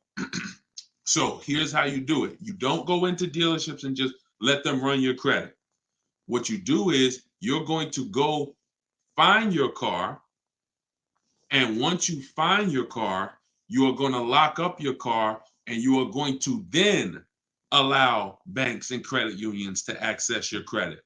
See, there's banks and credit unions are playing a game right now. They're playing a game with us. But we got to know what this game is. They want to throw around these pre-approvals, but most of them are restricted pre-approvals. Restricted pre-approvals, which you never want to use, are pre-approvals that tell you who you can shop with, that tell you, go shop here. Give you an example. Capital One Navigator may say, well, you're approved, but you have to deal with our dealer network. We don't want to deal with a dealer network. I see y'all running the likes up on TikTok. Could everybody hit the share button and share this with one person? I guarantee they will thank you. Guarantee they'll thank you. So shout out to the sharers. So when we don't ever want to, the whole purpose of getting a pre-approval or even really getting your best deal on a car comes from when you can shop wherever you want to shop. It's like ShopRite. You walk into ShopRite and they say, oh, you can only shop here. You can't check Stop and Shop, can't check Publix, can't check anywhere else. You only can shop here. Well, what if y'all overcharging? Then that's the same thing when we deal with some of these restricted pre-approvals. Carvana, they'll pre-approve you and say you're pre-approved to shop with Carvana. So our competition, oh no, we ain't gonna let you shop with them. We don't pre-approve you for that. Same thing with CarMax. Same thing with all of these websites that tie you to a particular place for you to shop. We don't want that. Okay. And so you can't depend on any of those things. Here's what you do. You can Google, because the only purpose of getting a pre-approval is for budgeting. And for those of y'all who are connected to me, I actually am going to release a calculator I created. It's called the Perfect Budget Calculator. It's an online like software, and I'm actually going to release that to y'all in a couple days. So if you are not subscribed, if you're not subscribed on YouTube, if you're not on my email list, if you're not connected to this community, you are going to miss it when I release this in a couple days. It's going to be absolutely free. It's something that our members use inside Cars from Home University. It's something that you'll see inside my book if you have it. It's called the Perfect Budget Calculator. So the reason why you get pre-approved is so you can budget. Just like with a house. You go get pre-approved and then you go find your house. You don't know how much you can spend until you get pre-approved. But the games that these banks and credit unions are playing, y'all, is they're trying not to give us a pre-approval.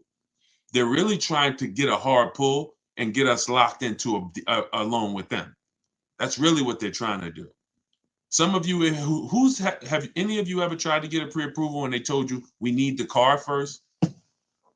Right? Has anybody ever tried to get a pre-approval and the bank or credit union said we need to know the specific car to pre-approve you? Right? Orlando said, yep. Tracy said, yeah. So think about how backwards that is. That's like if any of you own a home, you know, when you go to get pre-approved for your mortgage, that'd be like them telling you go find a house and then come back and get pre-approved. Well, that doesn't make sense. But with cars, that's what they're trying to pull. So we don't ever want, remember this, y'all. Remember this as long as you remember anything. Never let someone access our credit until we've already found our car. See, if you stick to that rule, then you're never going to open up the rate window, because the minute you find your car, that's when we go into the shopping part. That's when you find your car, you lock up your best deal, you are bringing that paperwork home. That's called a buyer's order. You're going to bring that thing home and you're going to call your bank, call your credit union. You're going to go online, type in auto loans online. Lightstream is a company called Lightstream. It's Community Credit Union. Any of these people you can find online, it's game time. It is time for them to bid, and you'll already have your car, so there won't be anything stopping you. So you're going to let all the banks, credit unions that you know run your credit when you get home with your buyer's order, which means your car is already sitting there waiting at the dealership. This is very important, y'all. This is like baking a cake, but you don't put the frosting into the mix. You don't put the frosting in the cake mix. It comes at a certain state, at a certain step. The frosting is this step. If you do something in the wrong order, you mess it up. You must wait until after you get your deal. No one has touched your credit. I got my car. I'm going to take it home. I'll call y'all tomorrow, dealership, because I'm going to call my bank, my credit union, and I'm going to let some online, and I'm going to shop for my financing. And then I'll let you know, this is the part two, that a lot of you will sometimes skip. But don't skip this, because this is your money. After you get the deal, after you get your bank, your credit union, the online credit union's rate, now we are calling the dealership and we are saying to the finance manager, hey, Mr. Finance Manager, Mrs. Finance Manager, good news. So I got 6.29 from my bank, my credit union, from whoever gave it to you. But if you guys can beat it, I'll give you the business. This is how you win. Some of you may have heard dealers are not giving y'all the best prices because you don't want to give them your financing. Who's heard that? Now, some of them are scum. Some of them are scams. That's why we always have multiple options. But sometimes if you say to them, I will give you the opportunity to see if you could beat my bank. That is what you want. Dealerships got 10 banks, y'all, 7 banks, 15 banks. It's a whole different conversation when they're calling their banks to try to beat what you got versus how you may have dealt with them in the past. You probably went to them in the past and said, all right, just let me know what rate you could get. Now, when they talk to their banks, here's the question. What's the highest rate we could give them? That's what the question is for most people car shopping. The question that it's going to be now when you do this is, can we find a bank that can beat what they got? It's different when they're trying to beat what you have versus you just telling them, all right, let me know the best you could do. And what you'll find most times is these dealers have leverage. They can call a bank and say, look, I need you to give me 5.9. They already got 6.2 from their bank. I need 5.49. They can call and they give these banks millions of dollars in business. But when you do this, now you're going to leave with what I call price assurance. This is what you want. Who wants to guarantee that I paid less than everyone else? Don't you want to guarantee that when I make a car deal, I paid the lowest price for everything that I could have paid? Isn't that what we want? We want to guarantee I paid the lowest price for everything. That's what you do. You now get your own financing, get those offers. You give the dealer a chance to beat it. So you might think the dealer that the bank that wins your offer wins, but the dealer might call you and say, "Good news, I even beat that. I got you a half a point less." That'll save you money, depending on how much your loan is. That could be thousands. This is how you shop, and this is how you come home with your car and know, "Dag, I got the best price for the car. I got the best interest rate on the market, and it's no questions in my mind." That's how you do the bank bidding war. Okay? Must be done correctly. And at the end of that period, when that rate window closes, the effect on our credit score is the same as one hard inquiry. That is when you know you've done it correctly, but no one can access your credit before that. If you let them access your credit before that, you're lost because you've already started the clock ticking. All right. Jason said, "I got the program and going through it now. It makes car shopping easier, and you don't have to sit at the dealership." So Jason's in my program, Cars from Home University, where I have all videos and everything. Thank you, Jason. The same information that's in Cars from Home University is in my book, Car Shopping for People That Hate Car Shopping. So you can download your copy now, 75% off while we're on here. Anybody who wants their copy, use it. If you are in the market, use it. Get it at 75%. $97 is still a great value for the book because of how much money it's going to save you. But 75% off, that is even better. So go there, grab your copy. It's in my TikTok bio and my Instagram bio. You can go to deshonesbook.com or you can scan the QR code. Okay, can you talk about leasing and getting the best deal? I keep missing that part. Whenever it comes to leasing and getting the best deal on a lease, it comes through multiple offers. You have to show yourself how much the dealers are trying to make on you. The only way for you to see that is for you to look at multiple offers. You're going to see, here's when you know you've done it right. You pick out a car. If you get a price offer for that car, always get it with first month's payment only, out of pocket, no down payment. First month's payment out of pocket, 12,000 miles per year. You can switch this later. Once you find the best offer, you can adjust your mileage. But when we're shopping, we want to shop with average miles so we can judge the deal. So you're going to do first month's payment. You're going to do, and then you're going to divide, once you get the quote, you're going to divide the MSRP. You're going to divide the payment rather into the MSRP. And that's going to give you a number. So if you divide, for instance, 500 is the payment, the MSRP, let's say, is $40,000. 500 divided by $40,000 is 0.0125. Excuse me. The lower that number, the better. If it's 1%, it's a steal. If it's between 1 and 1.5%, that's a deal. But you don't know what your deal is going to be. If it's over 1.5%, then it's just we don't lease those cars. We don't lease cars with bad lease programs. We don't pay over 1.5% because percentage-wise, we're paying too much for a car that we're giving back. So we don't want to pay. We have to be, it has to be a threshold. And I created the 1.5% rule for everyone to know.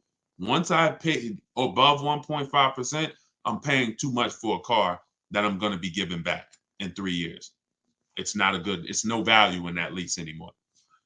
So when you do that, you're going to call, if you do it manually, which means you're not working with me, I can't really tell you exact, because when you use my way, you're using my scripts. Everyone who shops my way, if it's in my book, it has my scripts. And what I'm saying in those scripts is telling them what we want. Our first contact, everything is done on a computer. If you're going to do it manually, then you would just call a sales manager and you would get quotes. If I didn't know how to do it, I would just call sales managers and say, "Hey, I just came from this dealership. I'm looking at this car. Can you give me an offer? I'll give you all the details." And because you have to get at least 5 offers for you to see how much people are trying to overcharge you. Because if you've done it right, y'all, there's going to be a $3,000 to $5,000 swing between the best offer and the worst offer. At minimum, which means you're going to see some people that want $500 a month for the vehicle, and some people that's quoting you $650 a month for the same vehicle. They're going to be like, "That's my best deal, $650," and you're going to be like, "Wow, there's another deal that's at $500." So all that thinking people was the same price, absolutely, no, they're not. No way. No way. Every dealer has a different price. Almost every dealer, unless they're owned by the same people and they're like price fixing, they almost all of them have a different price that they're going to offer you. So the key is sorting for the best offer. I like to do it all online without speaking to anybody. If you want to do it manually, online requires you know what to say. Your dealerships are trained for people who are trying to get deals and trying to save money online. Online has been around since 2005, 6, 7. This isn't new. They've had chances to train people to make sure that they're not letting people just save thousands and thousands of dollars online. So they're going to make it hard, which is why we have to know what to say. If they say, "Hey, can we get you on the phone?" Who's heard that? Who's heard that before when you try to shop online? "Hey, can we just get your phone number and we can talk? It's a lot easier." Hit the like button if you've heard that. Or what about as soon as you get on the phone with a dealership, y'all, what's the first question that they ask when they find out you're interested in a car? What's the first thing that they're gonna ask you? Let's see. We got hundreds of people on here from every platform. What is the first question? Let me see how common and predictable this is. What does the dealership, from the moment you get on the phone with them, what are they asking you? Okay, I see. What's your credit score? Yep, they're gonna, yep. But I'm looking for come in. Exactly. Exactly. When can you come in? When can you come in? So we got to know what to say. We got to know. I have a response for all of that. Your response for that would be, "Hey, I'm actually doing all my shopping from home. I'm talking to a couple of local dealers to make sure I get the best offer." And then you always end with a question. Do you have what I'm looking for?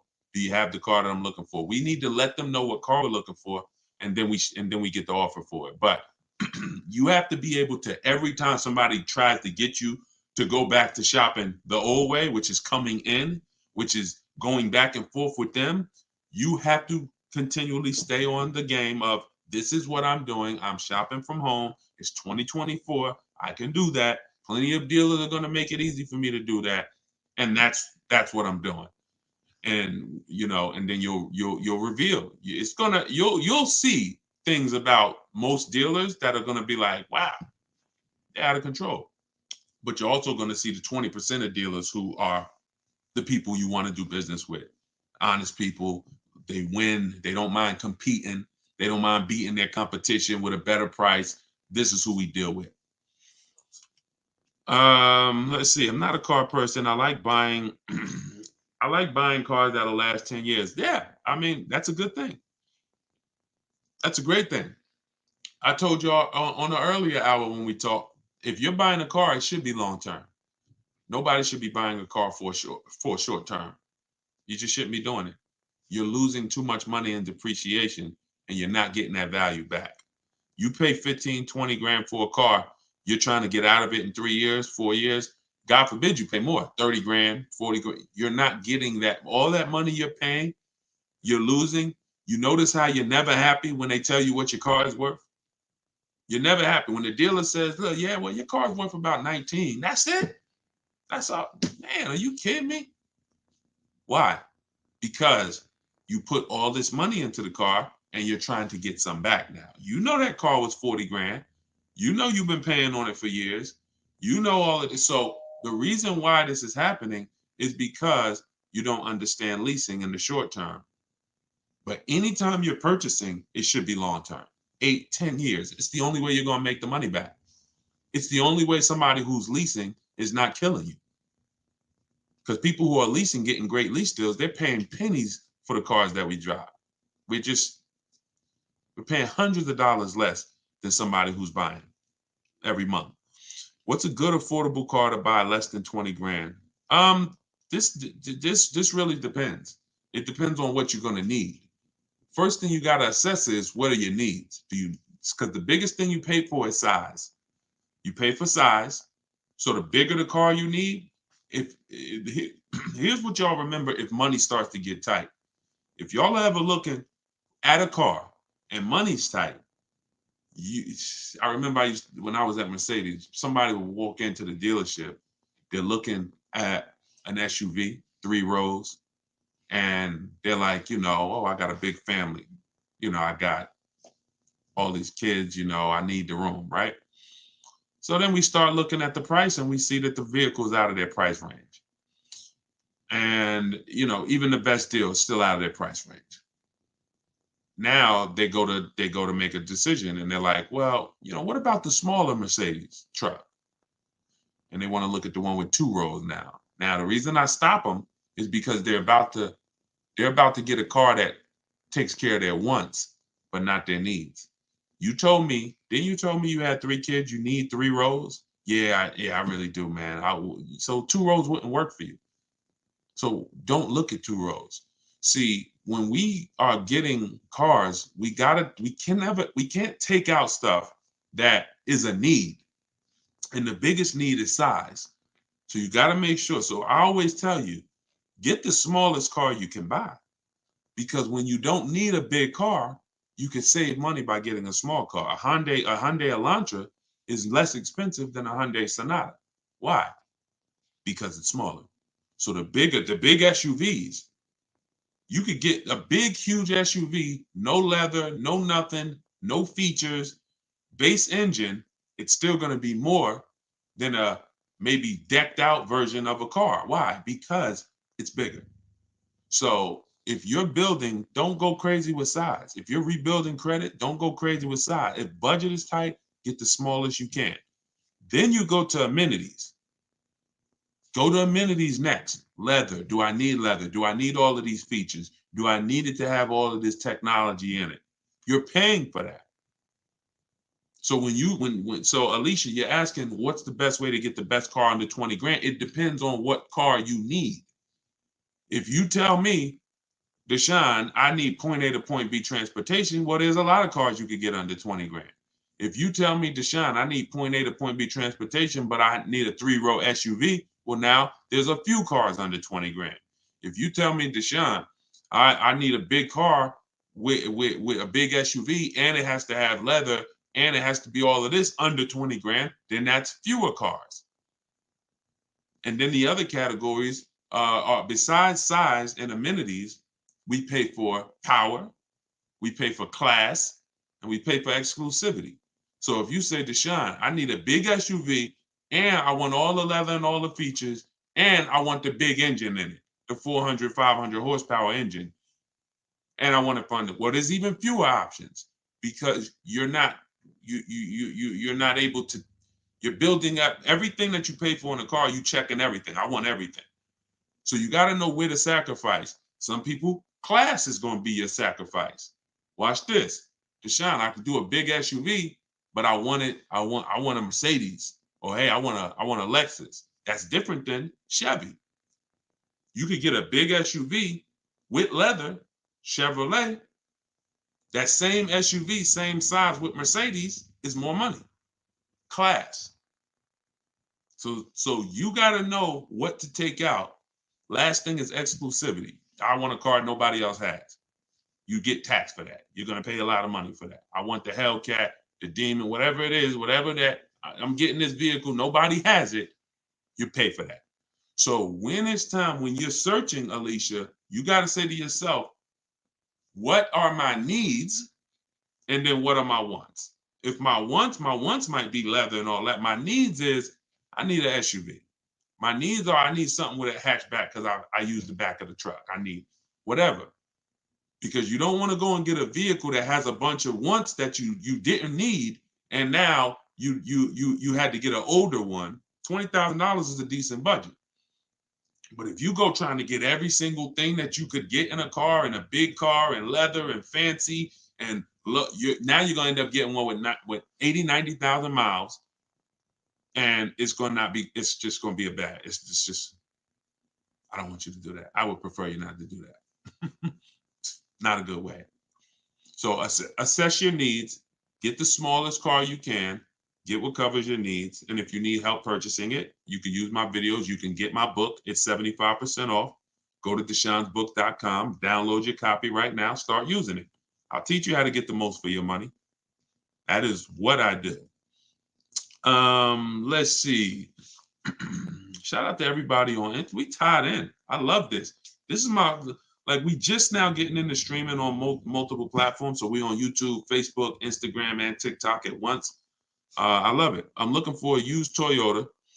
Could everybody share the broadcast? If you are not following me, if this is, your first time seeing me, I would invite you to follow if this is the type of stuff you're into. If you're into really, financial literacy, not everyone is, but if you are into, watching your money, protecting your money, making sure that all the money that's supposed to stay in your household stays in it, then definitely I welcome you to subscribe to us on YouTube, hit the sub button, and follow us on whatever social media platform you're on. Okay, I'm looking for a 7-seater, but want to pay less than $600 a month. So you start with now 7-seater. Now look at those other things that I mentioned. Do we need all those things? Because you could go 7-seater. You would say, what's the least expensive 7-seater out there? You would look at 7-seaters, in the 30. You look at them brand new, and you say, okay, can I afford a brand new one?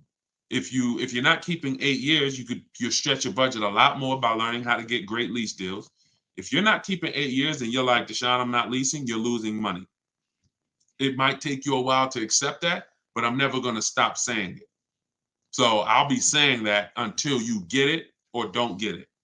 And hopefully at some point you get it. Your children will get it, because most people are, children now in this generation are a little bit more open to questioning bad advice, and not leasing ever is some of the worst car advice that people have gotten.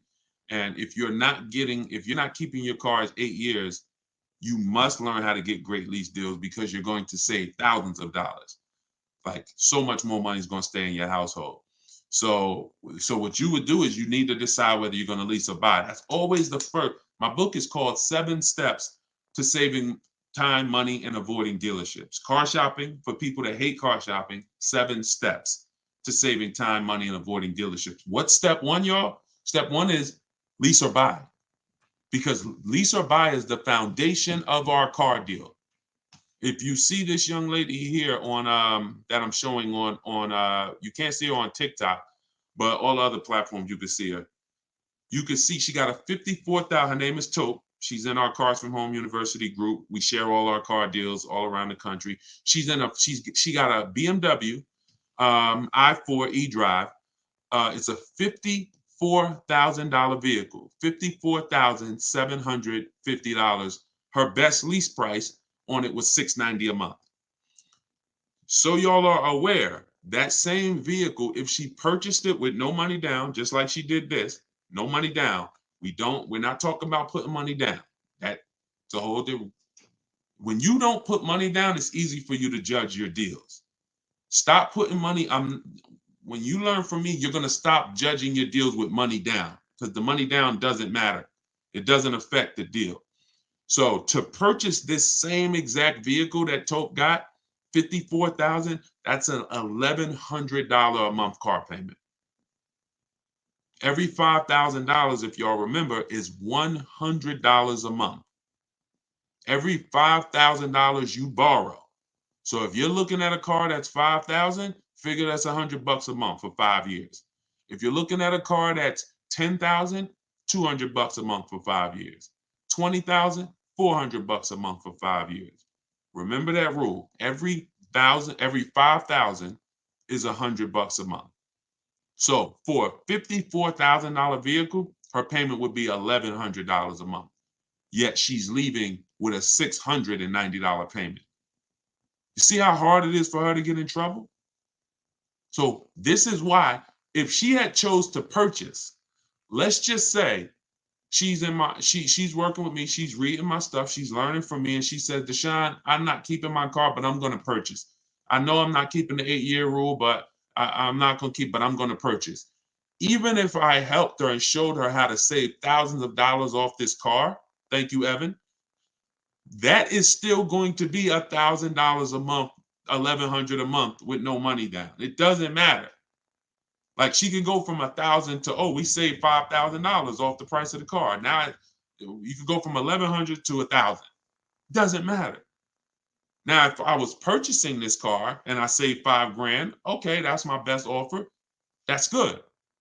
But the reason why leasing versus buying must be the first step is because it's the foundation of affordability. $690 is the best lease price she got.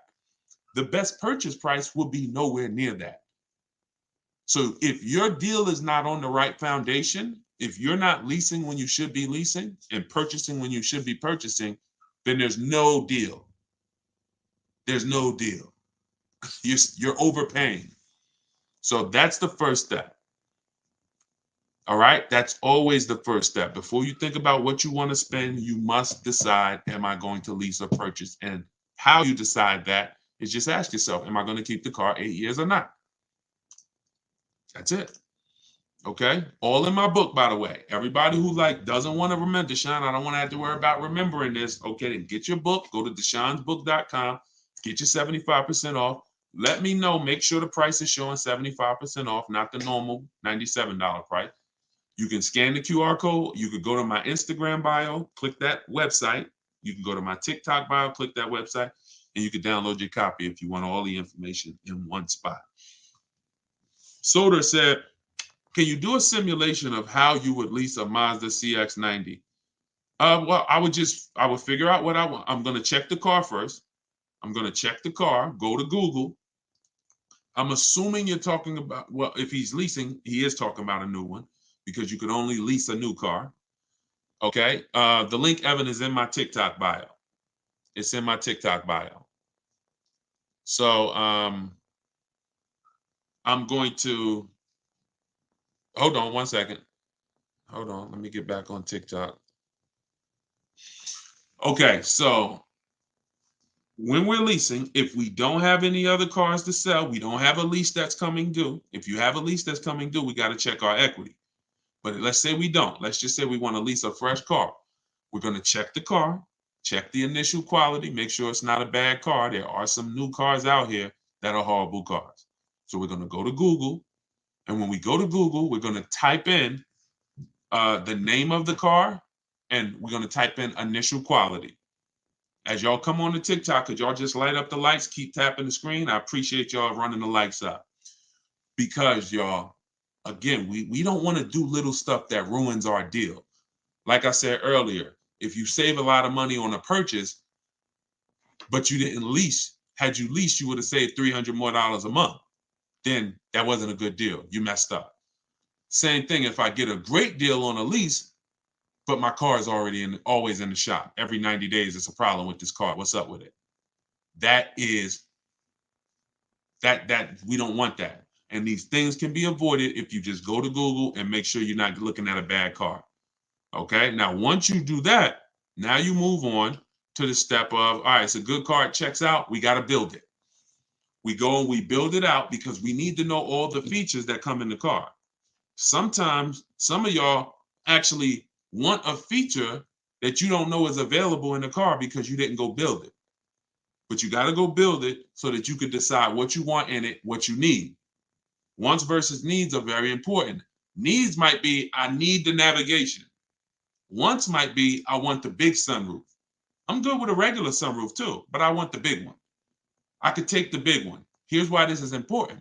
When we reach out to dealers, now we're talking to them and we're letting them know what we can. We want dealers looking and saying, do I have any vehicles that match this? Okay, he's looking at a 2024 Mazda CX-5. He said, always give him all your color choices. He said he's open to black, white or gray, perfect. He said he wants this trim level, sport. And he said, okay, I must have the navigation. I'm good with a sunroof or I'm good with panorama sunroof. It doesn't matter. This is why this is important. When they hang up, when they look at that on the computer, they go and they look in their inventory and they see what they have and they're looking for a match. If you only gave them 2 limited options, if you only didn't pick out, now they like, hey, well, do you want the sunroof? Do you need the sunroof? So we got to give them everything we want. That's why we build that car out. And once we give them everything we want, we do this online. We literally, in my book, it's $24 at 75% off. You go download your copy, you'll see this is how I do it. I like to send you to the website because you don't have to talk to anybody. Who wants to save money without talking to anybody? Type a $ in the comment box. If you want to save money without talking to anybody, if you want to be able to say, man, I'm saving thousands of dollars, and who's a bad negotiator? Type bad in the comments. Be honest. If you consider yourself, if you be honest and say, I'm a bad negotiator, type me or type bad. This will work for you because you don't have to talk to anybody. Even if you're going to do what I said earlier, if y'all not going to use the book, if you're not going to get the book and use it, then you can call sales managers. That's going to take a little bit more time, and you got to remember what you want, and then you got to be telling them all the information they're going to need. They're going to need to know where you work at because they can't give you the rebates. They don't know if you qualify for any rebates until after they know where you work.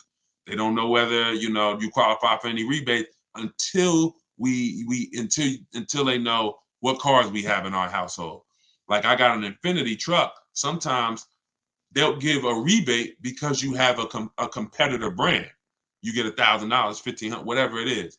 So everything, I have this template where you just fill this in. So when you're shopping for a lease or a new car, it has everything that you need there.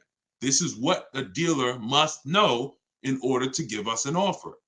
Okay, could y'all keep lighting up the likes on TikTok, tapping the screen? I appreciate it. I see the likes going up, and I appreciate it. We letting them know, letting TikTok know we changing lives here. We want to set people free financially, but that's what's necessary.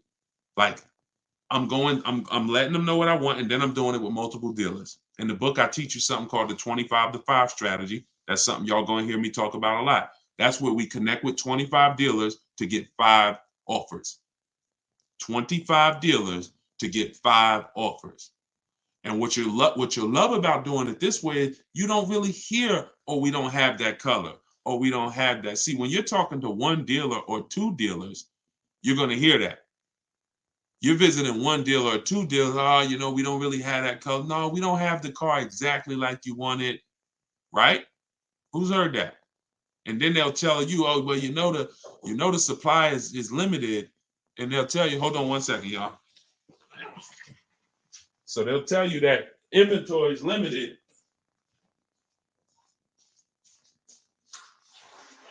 Yeah, they'll tell you that inventory is limited, but that's just the places you're shopping at is limited. The places you're shopping at is limited. When we shop out of 25 dealers, we're shopping out of 25 dealers' inventory. So yeah, I'm talking to 2 of y'all. Maybe neither one of y'all have what I want. But when I'm talking to 25 of you, maybe 10 of you have what I want. That's why it's called the 25-to-5 strategy. You're going to connect with 25 dealers online, right at your computer, and that's going to lead to 5 offers. And when you see how different those offers are, you'll see why it's important to shop multiple offers. Those offers are going to be about $3,000 to $5,000 different from each other. Guaranteed. Guaranteed. Look at there was a young lady who just got a Maserati and she saved $20,000 off the Maserati. She said her best offer was $20,000 off. Matter of fact, if y'all need to see that, just type Maserati. If y'all don't believe me, if you believe me, then we ain't got to do it. But if y'all want to see that, then I'll show y'all. She just got a Maserati 2 weeks ago. So imagine if she didn't shop multiple offers, she might have had one dealer taking off 3,000, thinking, oh, that seems like a good deal. Another dealer taking off 5,000. Oh, that seems like a good deal. You shop multiple offers and then you see where the bottom is. Oh, wait, hold on. They said they can't hear me on TikTok.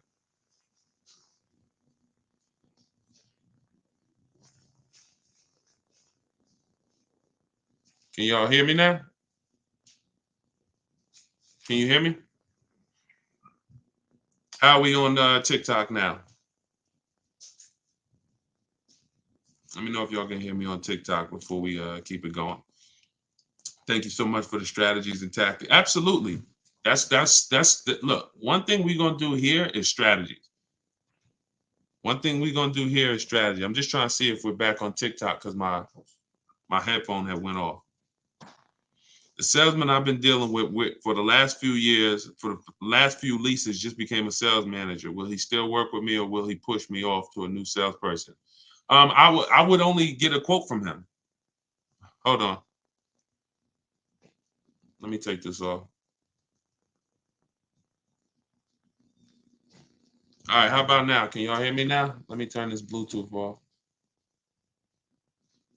Can y'all hear me now?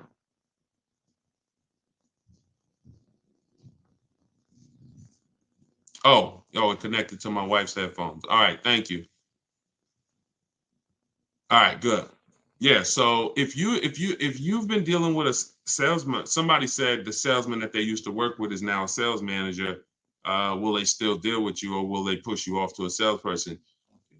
The only role of a salesperson is to help you pick a car, and then you go home and you get a quote from home. You get a quote from home. See, what's losing, if I could reduce it to a few activities that maybe you have been trained to do that lose you a lot of money, it's getting numbers in the dealership. It's getting numbers while you're at the dealership.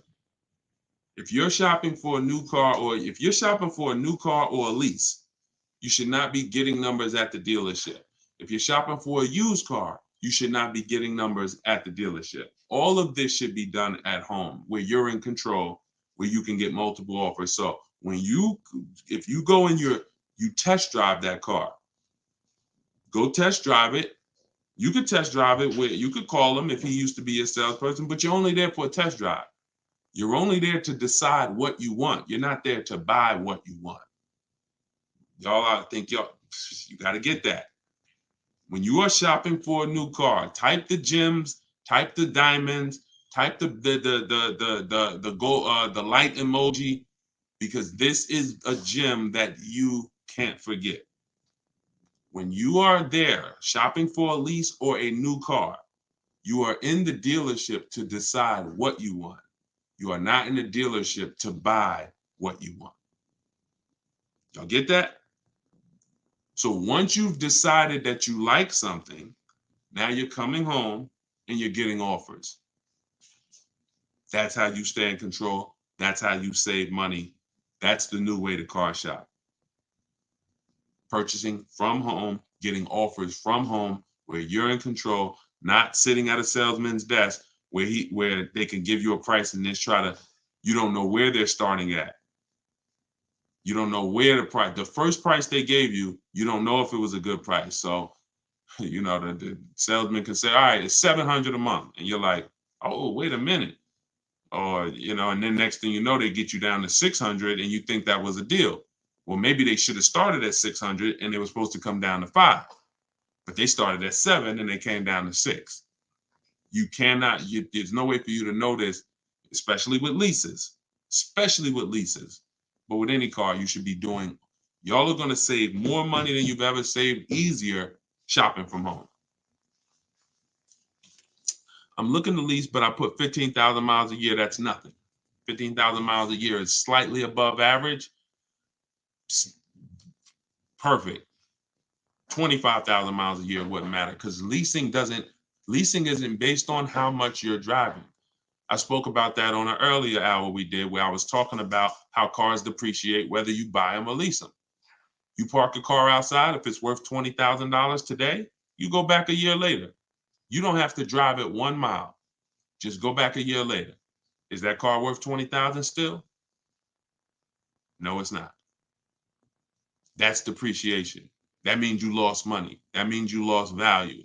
That's real money. If you had a car that was worth 20 and then next year it's worth 17, you lost $3,000.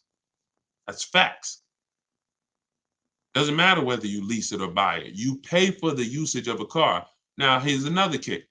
Let's say that same car that you got outside, you go and you drive it around this country. You put 10,000 miles on it a month, and you come back, and in a year, you got 120,000 miles on the car. It's worth even less now, right? Car is probably, if it was worth 20,000, maybe it's worth 8,000 now, right? But you own it. See, these are the people who say, "Oh, I like to drive as much as I want to drive. I don't want to pay for the mileage, so that's why I buy my cars."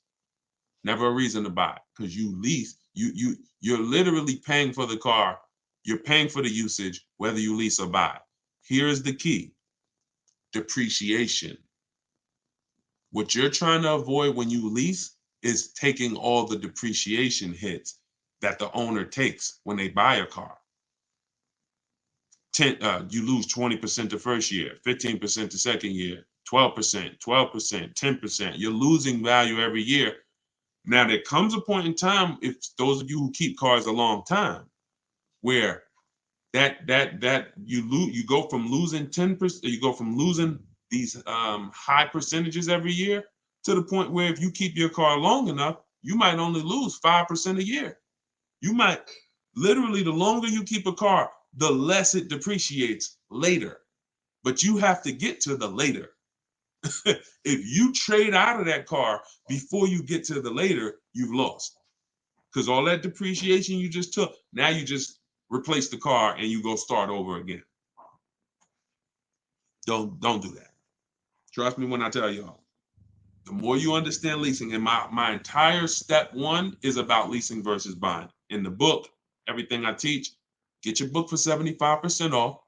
Make sure you get your 75% off, but you'll see step 1 is all about leasing versus buying, because that's the most important part of going into a car transaction. Oh man, good to see you, Texas. How many years is later? How many years is later? Remind me what we were talking about. I know I was talking about doing something later, or a long-time ownership later. I don't know. Remind me what I was talking about. If you owe on the car what the car is worth, should you trade it in and lease? So that's a great question. If you could get out and break even and you're not keeping that car 8 years, then I would get out of it immediately, because there's no benefit to me staying in it. The money that I'm going to pay for a great lease, as long as you know how to get a great lease deal, don't go from a daggone finance to either a regular lease deal or a bad lease deal. You don't want to do that. But once, there's no benefit to me staying in a car that I'm not keeping.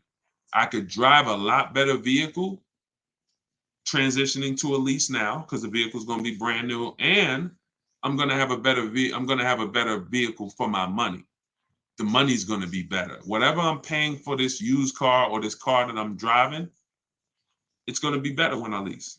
It's just going to be better. Again, the only people who should own are people who are planning to pay off their cars, or people who are planning to keep their cars for a very long time, 10 years. That's who should be owning.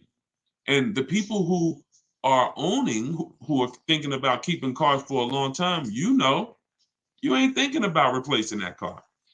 You ain't thinking about when to replace it. You ain't thinking about, should I replace it? You thinking about, okay, I'm gonna pay this thing off, and then this is my car. So if you are thinking about, should I trade this car in and lease now, it's probably because you're a lease person. You're not keeping your cars 8 years, and you should be leasing anyway. So in that case, In that case, there's no benefit to you waiting. There's just no benefit to you waiting unless you have negative equity. In the book, I talk about negative equity. Some of you, you're going to have too much negative equity. You're not going to be able to transition to a lease yet. You're going to have to pay down some of the negative equity. I've had me a car 14 years now. I'm looking for a new one. There you go. Listen, definitely, that's how you get your money out of a car. 14 years, great money out of a car. You know, I don't know if you're going to do that again. If that's your goal again, if it is, then you purchase. Then you purchase. Oh, somebody going to comment Maserati. Want to see that Maserati deal? Hold on. Let me get it.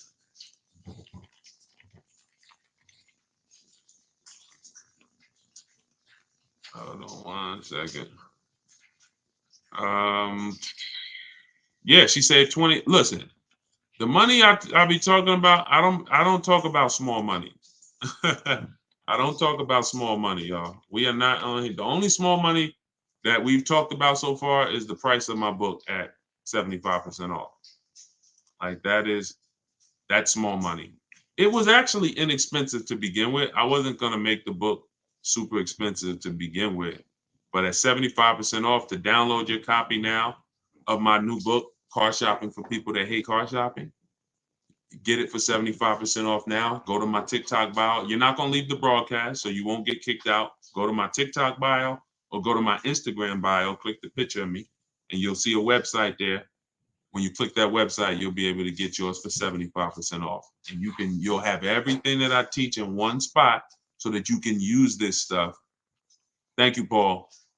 And so that you can see how much money you're going to save when you just start shopping different and when you know where the hidden money is in your car deals.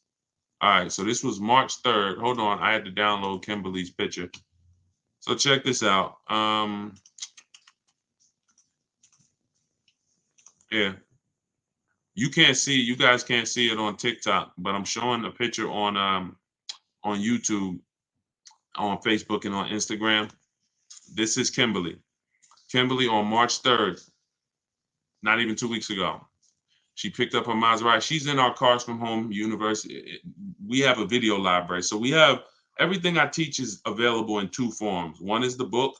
It's a book. It's a digital book. And then we have a video library. Now, inside the book, I link you to some of the videos in the video library. So there's probably 5 times throughout the book where I say, here, click here to watch this video where I explain it. So these are, 3-minute, 5-minute videos. So this is what she posted. She got her Maserati. Her MSRP was $91,700. She her payment's $944 a month, which is crazy. That's a $1,800 car payment. $91,000, an $1,800 car payment on a 5-year loan, maybe 16 on a 6-year loan. Oh, it's crazy. She's paying $944. And where is let me see, where is she said I got offers. Look, 7 competitive offers. This is why it's important. This is what I was telling y'all about these multiple offers. Why does it always kick me out of Instagram? That's so weird. I always get kicked out of Instagram. I don't know if Instagram has a time limit or something. I got to see why that always happens. All right, so you can see that her offers were from 1% to 1.8%. And oh no, I know what it is. Hold on, I got to go to her other post. It was her other post where she posted the actual deal sheet. Hold on, watch this. There we go. No, it wasn't her post when she picked up the car. Here it is.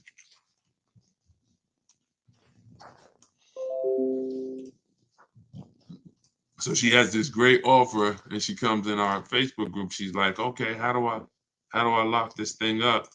Check this out. All right. And these are the same deals you will make. Like, you don't have to, no matter what your car you're shopping, what car you're shopping for, you'll get to the bottom. You'll know what the bottom is for it. Check this out. So here it is. 91,000. This was a competing offer. This was her best offer before her true best offer. Because the dealer that ended up making her this offer didn't win the business. The dealer that was closer to her said, well, I'll beat that offer. And that's the one she ended up going with. But this one right here had an $86,961 MSRP. And look, the selling price that she got, $66,261. She's sitting at home comfortable, y'all. Talking to multiple dealers, sitting at home comfortable while dealers are bidding for her business. She's sitting up here. She said there are people that were the same time Kimberly was out here shopping for that Maserati. There's other people all around the country who are shopping for that same Maserati, and they're literally in the dealership trying to, hey, come on, man. Can you take off a couple more dollars? Come on, man. Yo, I'm already taking off $5,000 for you. Come on, man. Can you do, come on. So what if you do 7? Can we do 7? Can we do 10? Meanwhile, Kimberly's saving 20 grand while she's at home. Why? Because you have leverage. She's in control. When you use what's in my book, when you use what you're going to learn from watching my videos, you will see I want you shopping with leverage and control where you can see all these offers while you sit at home and they're bidding for your business. It's hard to make a mistake when you're sitting at home in your living room. It's hard to make a bad choice. It's hard to say the wrong thing when you're not talking to anybody. So the key is learning how to shop online properly. That's what I'm here to make sure you do. I know some of you have tried to shop online, but there's a right way and there's a wrong way. The right way gets you those kind of results. I like this, man. Thank you so much, Good Time. Yeah, IG is weird and you get kicked out if they don't know who you are. Yeah, I don't know what that was about. I got to look into that. So I'm trying to pay $287 a month. You just got to see, what does $287 a month get me? $287 a month is probably about a $13,000 loan for 5 years. Maybe about a $14,000, $15,000 loan for 6 years. Maybe about a $15,000 depending on interest rate. So the question always, it's not just what we want to pay. What can we get for what we want to pay? We got to explore it. And you need to know whether you're leasing or purchasing. That continues to be skipped. That's step 1. And this answer is, are you keeping the next car 8 years or not? If you call me and said, Deshone, I'm car shopping, man, I would love your help. I want to do things the way you say do it. What's my first step? How long you keeping the car? How many years? I'm gonna keep it for about 5. All right, we leasing. Okay, perfect. What's our next step? And so on and so forth. You must have the first step handled. Leasing versus buying is step 1. It's not step 3. It's not step 2. It's step 1. If you go off the purchase and you should be leasing, you're done. You lose. Don't matter how much money you save, you lose. Because you're losing, you lose. So you must know that. It's the car I want. I'm willing to keep it. Great. So then we go and we get our, do you have a car to sell? Step 2, in the book, equity assessment. This is where we have to take, who's traded a car in before? Type T if you've traded a car in before. If you've traded a car in before, type T. Trade it. All right. A lot of you have. I'm going to tell you something that may be shocking, right? But it's absolutely a fact. You learn it from me. If you use what I'm telling you, you'll probably never trade a car in again. Deshone, what do you mean? We never trade cars in? I'm going to tell you why. We use a bidding system. We don't trade our cars, we sell them. We sell them to cash buyers who can look at the car and write a check immediately. These are our Carvanas of the world. These are our Driveways. These are our CarMaxes. These are our Auto Nations. These are Kelly's Blue Book Instant Cash Offer. This is the equity assessment. A lot of times we're losing money in so many places. It's like money leaking out of our car deals in so many places. This is another one of them. We are not trading our car in because, let me ask you a question. When have you ever got the most something was worth trading it? When have you ever, we've never traded anything and gotten the most it was worth, right? We literally, if I sit here and I say, hey, I'll trade you this phone for your bike, one of us is taking a loss. I'm either not getting the max that I could get for this phone, or you not getting the max you could get for the bike. See, so trading in our system, which is a bidding system, we get bids from buyers. When we're ready to buy our new car, we get bids from dealerships. The chances of a dealership winning the bid because they're going to sell us the car we want lower than every other dealership, and winning the bid to buy our old car is almost impossible. It's almost impossible. So you're going to not just beat every dealership that's selling the same product as you, but you're also going to beat all the online buyers that are trying to buy cars, the Carvanas, the people I just mentioned. You're beating them too? Oh, you're going to be out of business soon. They can't burn the candle from both ends. So what we do, this is called timing our transaction. We're going to sell to the highest bidder. We're going to buy from the lowest bidder. So what we've had many times is we've had people who go pick up their brand new car from the dealer who won the bid. And then after that, they go drop off their old car at CarMax and get their check. Or they do the old car first and then go pick up the new car. Because they're giving me $2,000 or $3,000 more than a dealer would have given me on trade. I'm going to go get my $3,000 more here, and then I'll come and I'll buy the car from you. This is how we maximize the transactions, y'all. This is how we make sure at the end of the transaction, we haven't left any money out of it. We have to get bids for every part of it. We talked earlier in the broadcast about getting bids from banks.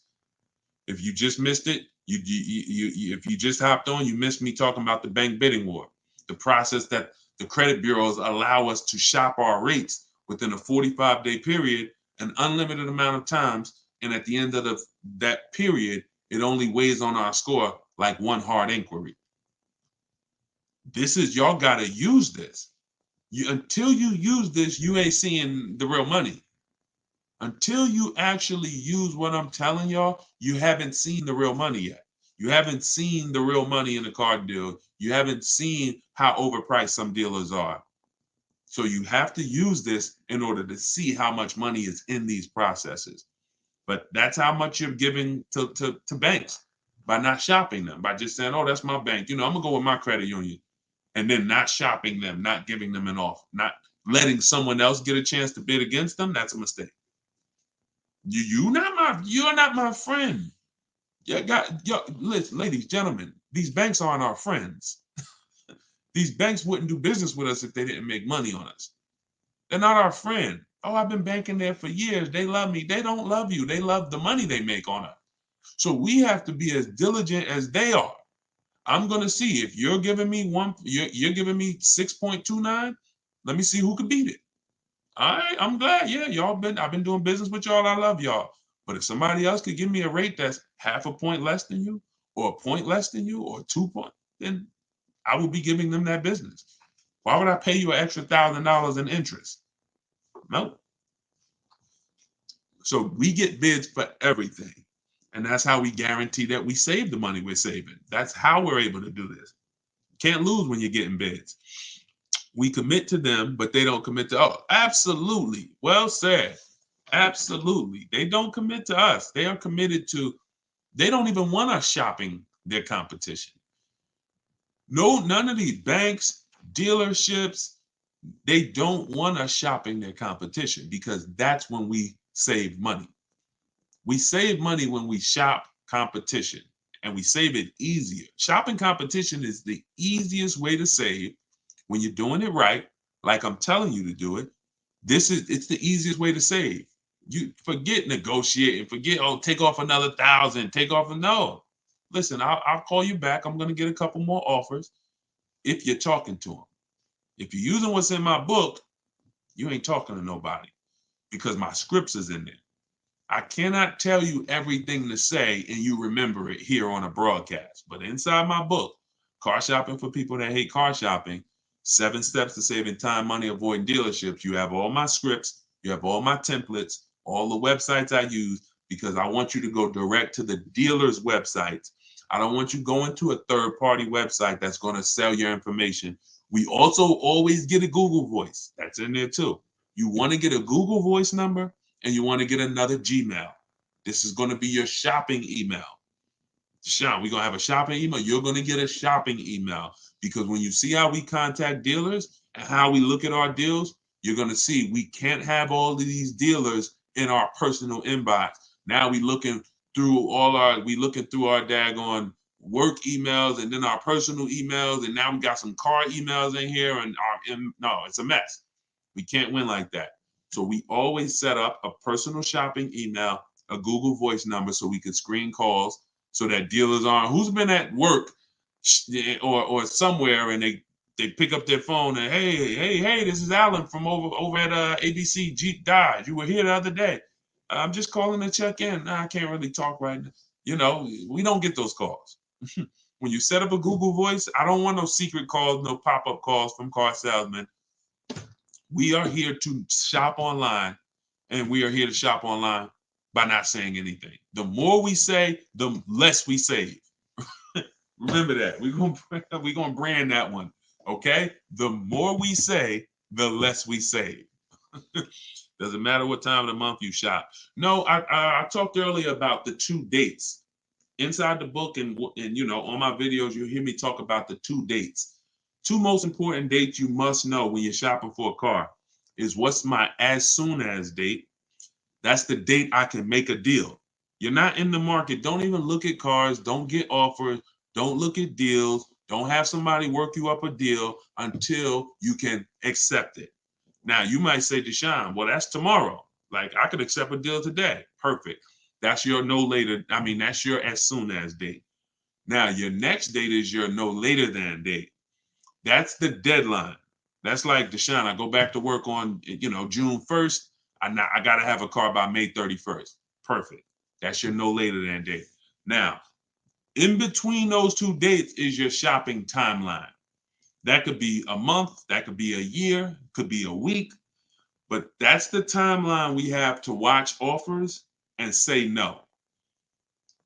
And say no.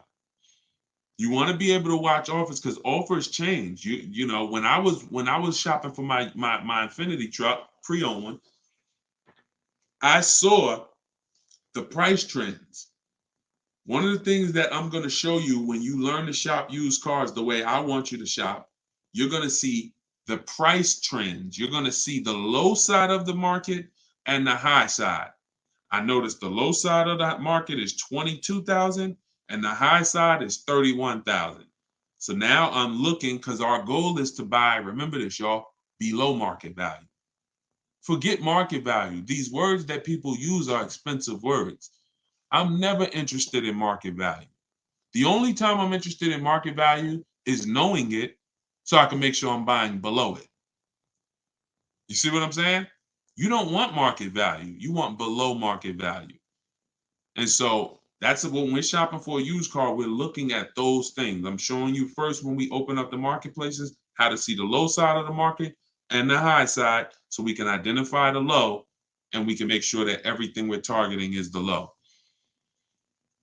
Didn't realize I was in a live stream. Not looking to purchase a car right now. Awesome. Well, we'll be here.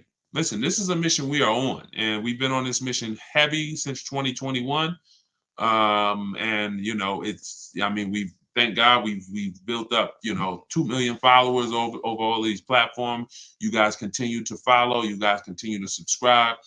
You continue to engage, and you continue to get value out of the information. What I hold myself accountable to is the results you get. I don't care. Everyone knows I could get car deals. I'm not sitting here on no live to convince y'all I could get car deals. Everybody's probably like, man, this guy looks like he knows how to get car deals. I'm concerned with you. I'm concerned with people like who use what I teach. And once I saw that people who use what I teach can get the same results, look, this is Vincent. Vincent got a 3-year-old Lincoln Corsair. He got it back in January. Less than 45,000 miles, clean Carfax. We'll talk in future broadcasts about how we get free Carfaxes, what's on the Carfax. You'll see that many times the Carfax has the window sticker. Carfax has the original window sticker for certain brands. And we use that original window sticker to see all the equipment that's in the car and to see what the real price is. We need to know, one of the most important things on a used car, y'all, we got to know what was the original price. I bought that pre-owned Infiniti truck. They were asking 31 for it, but it was another one that was asking about the same price, and they looked the same. When I pulled the original window sticker, I saw that this one I ended up getting was 54. Originally 54,000 and change. It's like an edition 30. It has all the special trims on it. It has special rims, everything. And then the other one was a standard one. It was like $48,000 one. So once I saw all of them and I saw, wait, this one's 48 brand new. This one was 46 brand new, but this one's 54 and change.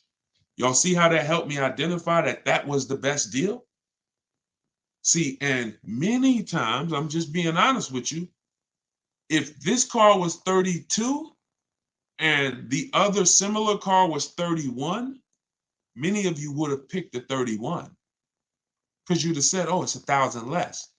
But you don't realize it's 1,000 less, but that one that's 1,000 more gets me $6,000 more of equipment. That's why knowing the original price of the car is critical. You can't choose the right car without seeing that. So this is what we do. And you see what he said. Look, he said, going back to Vincent's post here of his Lincoln he got, he said, my goal, I was targeting a 30 to 35% off discount of MSRP. You see how he talks different? See how he sound like me? Shopping for a pre-owned car, but what is he looking at? I'm targeting this much discount off original MSRP. See, this is not how we've been taught to shop. Pre-owned cars, we must know what it costs originally. I don't care what you're asking for it. I don't care what the market value is for it. What was it originally? And that's going to tell me how much discount I'm getting. 2020, 2022, 2020, all through the pandemic, unfortunately, people were buying used cars paying the same price as the car when it was new. People were buying Toyota Camrys for $29,000 that was $20,000 brand new. Had they known this, hey, I need to know, what was this car originally priced at? Well, it was 29. Wait a minute, and you're asking 29? See, we call this true value.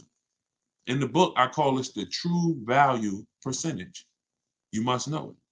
He ended up getting a 43% discount. So that's how you want to shop. For you, these, of course I could get great car deals. But y'all, this ain't rocket science. When you learn to shop from home, when you learn to look at multiple options, when you learn to put dealers against each other, when you learn to put banks against each other, you're going to sit at home and you're going to save thousands of dollars. You know what? That's how you buy everything else. We could sit here online and we could buy TVs on Walmart.com, on Amazon.com. We know we're going to pay the best? We're going to get the best deal because we know. I'm going to look at all these options and I'm going to pick the best one. But only with a car do we go into one place and go back and forth with one guy. You get what I'm saying? If you think about it, it doesn't even make sense, right? It doesn't even make sense the way we car shop, because the way you car shop is not like the way you shop for anything else in this world. And all I want you to do is stop shopping like that. That's all I want y'all to do. Stop shopping like that. And here's the next thing. Start shopping for cars the way you shop for everything else in this world. And you're going to be, oh, man, you know what? When I shop for cars this way, Deshone, it feels like when I shop for groceries. It feels like when I shop for other things. I'm comparing correct. And you're going to love it. I promise you. We got enough people that have started using what we teach. We've been doing this for 2.5 years now to see the transformation is incredible. People just like, man, I can't believe I never knew that this existed. So I compare oatmeal. Exactly, Dave. Listen, everything. You get what I'm saying? We literally have price confidence by comparison. You know what? And look, y'all will see these Carvana commercials, right? Y'all ever see the Carvana commercials that says we have 50,000 cars for you to choose from? Y'all ever see those commercials? You could choose from 50,000 cars, right? I'm gonna tell you what that is and why you never fall for that. They're trying to win your business based on variety. But variety does not drive down prices. Competition drives down prices. So whenever you hear, we have 50,000 cars for you to choose from, here's what I want you to think of. If you walked into the Dorito factory and you were able to see every single flavor of Dorito they make, we have 200 flavors. I didn't even know y'all had 200 flavors. Yeah, like we don't have them all in store, but in the factory, we have 200 different flavors of Doritos. Really, that's amazing. They're all $7.99 a bag. Wait, how do you mean? Wait, if I go to the store, the Doritos are $3.99. They're $2.99. Yeah, but not here. Because there's no competition. There is no Lay's. There is no, Hers. It's only Doritos here. So whenever you're looking at variety from one company, there's no competition. They're not competing with themselves. So every way they price their car, they don't mind you looking around. Take a look. We got so many cars to choose from. You'll find something. But everything that you find is not competitively priced. The only way we're competing is when we know we're shopping, when you're about to go visit someone else. You're about to go see someone else. That same blue Camry that you want here, you're about to go look at another blue Camry somewhere else. You should be doing all of this online, never in person. So this is what drives down prices, y'all. Never variety. Forget these dealers that say, "Oh, I got 10,000 cars." Does not matter. In order for me to make sure that I'm paying thousands less, I must shop your competition. I don't care about your variety. When I shop your competition, I'll find the best offer. And it's going to get easy. It's going to get very easy for y'all. So, all right. So let's do a couple more questions and we'll get ready to wrap. Deshonsbook.com for everybody. It's just somebody confirm that we are showing the 75% off price. Sometimes I get a message that is showing the full price. Make sure you could get your 75% off. Scan the QR code. Everything that I teach is in my book. We just put it out. 75% off is the book launch special. It's called Car Shopping for People That Hate Car Shopping. It's a digital book. You could download it and use it right now. And if you're on TikTok or Instagram, you could just go to my Instagram bio or my TikTok bio. Okay, thank you, Camry. Show 75% off.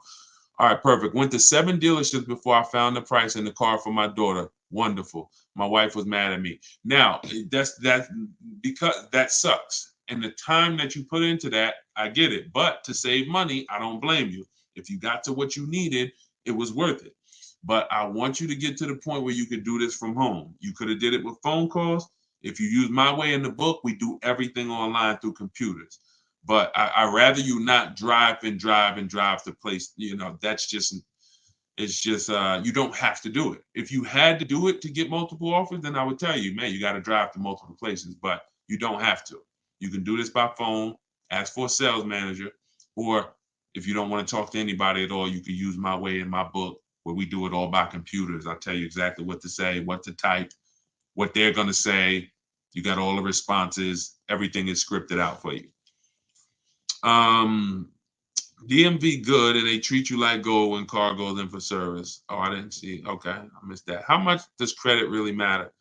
Credit profile matters. If you're looking for a car loan, it's not always score though. It's more profile. So I always say if you have a car payment that you're paying, sometimes the world could be crashing down around you. You got late credit cards, but if the bank sees you've been paying your car payment on time, they'll sometimes give you the loan. They'll sometimes approve the lease. So, some people might have a lower credit score in the, low sixes, but they have a solid payment history on their cars, and they get approved. Another thing is, if you have a high score, sometimes you don't need, score and payment history are probably the two biggest indicators. Payment history being what I just talked about, and score being score. Because those two things weigh heavily on the decision. Now, then you have things under that. You have things like your job. How long have you been on the job? How is it a new job? Is it you self-employed, or are you employed, with a company? Have you filed your tax returns so that you can have proof of income? Because all of this comes into account with your profile. So if you have a strong credit score, sometimes you could get away with not having a previous car loan. If you have a strong credit score but you have a previous car loan but you don't have proof of income, sometimes that's okay because your credit score is strong. Now if your credit score is not strong, then you want to have these other things in line, proof of income. So when you look at, how long I've been living here, what I do for a living, credit score, income, the amount of money you make, that's a part of the profile. Somebody that makes $36,000, compared to somebody that makes $300,000, that's a different profile. So those are the three things that matter. But those are the things that matter. But if I was to tell you to work on any one thing, it would be your credit score. It would be get with Shonda Martin. Shonda Martin's on every social media platform that y'all are on right now. Shonda Martin. Her page is called Road to 750 Plus. And then just follow what she teaches. And the stuff that she's taught me, I've used. It's raised my credit score at least 80 points. Just the things she knows about credit that, just go follow her. But yeah, it's about profile more than just score. It's about profile.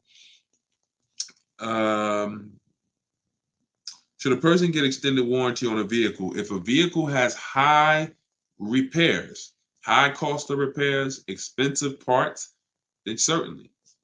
But you want to make sure you're getting a quality extended warranty. I will get it from the manufacturer. If you're buying from an aftermarket company, I talk about this in my book too. You better be looking at tons of reviews. These companies go out of business a lot. You don't want to have a contract with a company that's going out of business. You got to be careful. And I would try to avoid buying from an aftermarket company unless they have just hundreds and hundreds of reviews, lots of high ratings, and they've been around for a long time.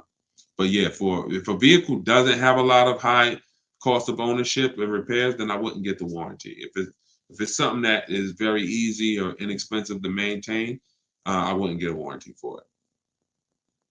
How to avoid as-is lemons.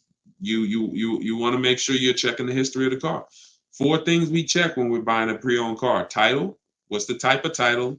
Is it a rental? Is it a ex-loaner car? Is it a salvage title? Is it frame damage? Total lost vehicle? That's the first thing. Then we go down to accident history. We go to service records. Service records are a huge indicator. Any used car you get, y'all, I'm never going to recommend you buy a used car without teaching you how to look at service records and make sure that the previous owner or owners took care of the car. Third thing is accident history. And then what we're going to do before we do all of this, we're going to check the car online, and we're going to type in, I do something called a reliability and a longevity check. That takes 3 minutes. We go right to Google, we type in the year, make, model, reliability, the year, make, model, longevity. And that's going to tell us if there's transmission issues at 80,000 miles, we'll see it on there. We'll see it in one of these websites. If there's if there's head gaskets issues, if there's electrical issues, we'll see it. So those 4 things that I just told you to do, boundaries. See, you protect yourself by having boundaries. I want you to use those boundaries, and you're going to find it. Does it prevent the possibility of you ever having a limit or getting a limit? No, it doesn't. Does it dramatically reduce it? Yes, it does. Yes, it does. And that's all we can do. There are no guarantees in life.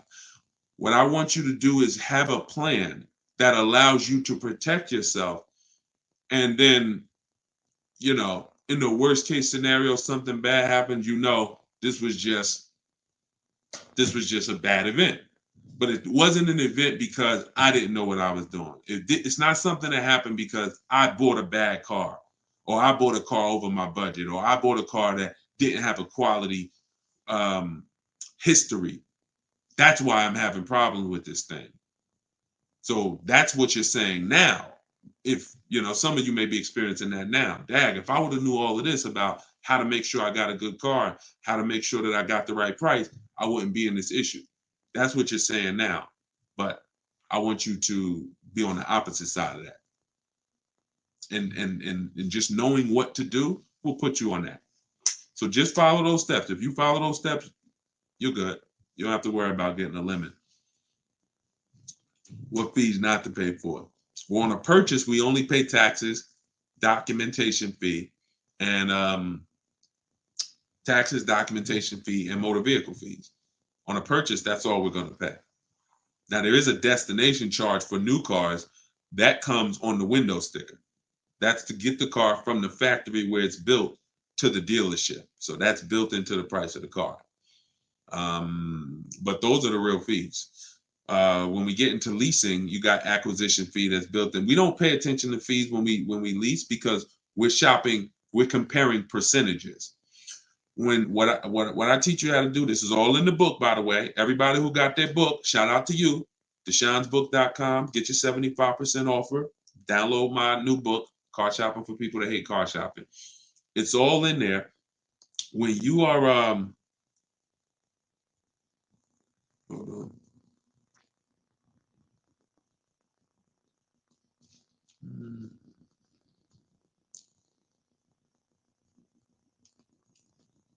Okay. See, sometimes I read the comments at the same time I'm talking, and I forget what I was saying because we just going from subject to subject.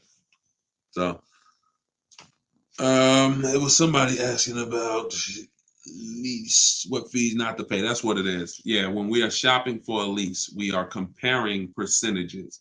So, how we compare lease offers, first month's payment divided into the MSRP. So we are shopping and we're looking at quotes just like this: $450 a month, $45,000 MSRP; $490 a month, $40,000 MSRP; $500 a month, $51,000 MSRP. That's how we get our lease quotes. No money down. We're literally just showing. That's literally first month's payment only out of pocket, right? So when we divide those payments into the MSRP, we get a percentage. And that's where the 1% rule came from. The 1% rule has been around for decades. It's if you leased a car for 1% of the MSRP or less, it was a steal. There was no need to question the deal. Like, get out of there before they change their mind. You stole the car. Now, I found that we knew about the 1% rule, but there was no rule for bad lease deals because I watched people as I made videos, and I watched people saying, "Yeah, Deshone, I'm leasing," but I saw people getting leases that were trash, overpaying for leases, which defeats the whole purpose of a lease. If you overpay for it, you might as well should have not have did it. Now, I'm like, we got to come up with a barrier. We got to come up with a boundary to where if your lease is above this, you paid too much for it. That is a bad lease program. You should not be leasing a car paying that much over 3 years. And that's where the 1.5% rule came from. When you add up all the payments, you'll see you're paying X percentage of the car. And when you go higher than that, it's too much money for a car we're giving back. Some people are paying more for their lease than they would have paid naturally just buying the car and letting it depreciate, just because they don't understand that. So that's where the 1.5% rule came from. Does the 1% rule apply with these current interest rates? KM, let me show you some. You can't see it because you're not on TikTok, you're not on Instagram. If you were on Instagram, Facebook, or YouTube, you would see what I'm sharing right now. Somebody just asked, does the 1% rule apply? And they've been asking, y'all been asking me that really since I started talking about it. Y'all been asking me, does the 1.5% rule? We do this. This is Greg. Got his vehicle in February. The vehicle is $56,275. It is a Kia EV6 Wind with the tech package. His payment is $527 a month. So before this and before you saw, here's Kimberly. Kimberly's vehicle is $91,761. Her Maserati. Her lease payment is $944 a month. 1.09%. Now, out of all of my members, we have probably 1,400 members, 1,500 in Cars from Home University. These two have gotten the best leases because the program was there. In order to have a lease be a 1% or in the low 1%, you got to have an incredible lease program. We don't know what it's going to be. She didn't know it was going to be a 1% lease before she shopped it. Greg didn't know it was going to be 1%. We go in saying, if I could get 1.2%, 1.25, that's good value. You're going to see that's what I teach in the book. I go in, if I could get 1.25, that's good value. Up to 1.5 is still good value. But we don't know what it's going to be until we shop. Some people are getting 1.2, some people are getting 1.1. But when you got a dealer that's giving you a huge discount, like Kimberly got, you got a good lease program on the 2023, which she got, and she got, it all things. In order to leave with your best lease deal, you need a huge discount from the dealer. You need them to discount the car the most they can. If they have any rebates, you need them to give them to you, and then you need them to make sure they're not marking up the money factor. And then you that's what comes into a lease. And there's no way for you to get this unless you're shopping competitively. She never saved 20 grand without shopping competitively. So yes, the deals are out here. They've been out here. We've been making deals all through the pandemic, y'all. The deals are out here now. But for those of you who don't want to shop the new way, you want to stay in that old way of shopping, that one-to-one way of shopping. Nah, ain't no deals out here. Ain't no deals out here. It's nothing out here. Everything's overpriced. 1% of MSRP. Yep, you got it. 1% of MSRP. And that's been around for years. The 1% rule has been around for years. All right, so there we have it, y'all. We went over a lot. I'll be back for another hour very soon. If you're on our email list or if you're subscribed to our channels, you will get notifications of when we go live so you can hop on. Everybody who's shopping for a car, I want to make sure that I'm with you to make sure you have the guidance, to make sure you know the strategies, know where the hidden money is, and you save all the money that you're supposed to save, every dime of it. So you can get my book for $24. That's 75% off for our launch. Just came out. It's called Car Shopping for People That Hate Car Shopping. 7 Steps to Saving Time, Money, and Avoiding Dealerships. You can click on see that picture of me on the top of TikTok. Click that. If you're on Instagram, click that picture of me on the top and click that website at the top of my profile. And you'll see a link there that says 75% off my new book. Get your copy, use it, so that way you don't have to remember or try to remember everything that we just went over. Because I know some of you are like, Deshone, man, we just went from a lot of subjects. We're answering all types of questions. If you don't want to remember that, you can have it right in your hand at 75% off. Or you can go to deshonesbook.com or just scan the QR code and get your 75% off. So always a pleasure. No, matter of fact, I'm gonna show you this. And Rain, let me show you this before you leave, before I jump off. You can't even see it, Rain. If you go to any of these other platforms and you watch the replay, you'll see it. She said, I can't tell if it's a man or, oh, no, it's a guy. He said, I've been trying to get a Telluride for years, but the markups are crazy. Let me show y'all this. Let me show y'all this right now. And this is what I tell y'all when I say that to those who are shopping the old way, to those with old strategy or no strategy, ain't no deals out here. But to those who are like, Deshone, I want to learn, I want to use this way to shop, oh, deals are out there. Deals are out here. I'm just going to snatch a couple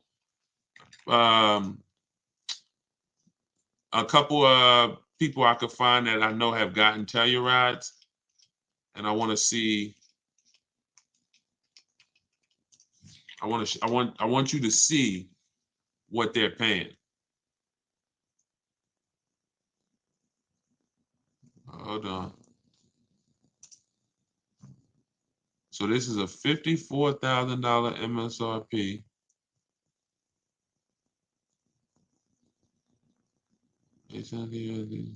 Hold on. Okay, this is Bonita. So this is Bonita. Now, here's what's crazy about Bonita. She got her Telluride middle of the pandemic. See, we were out here getting these deals when it was blood in the street. Look, hold on. I had to go to the Facebook group, snatch the screenshot, find it, snatch the screenshot, and then come back here and show y'all. So this is Bonita's. She got this. Look at the date. She posted it when she got it. 2023 Kia Telluride. She got it December 2022. $600 a month. And look, I put down 600, and her payments was 600 a month.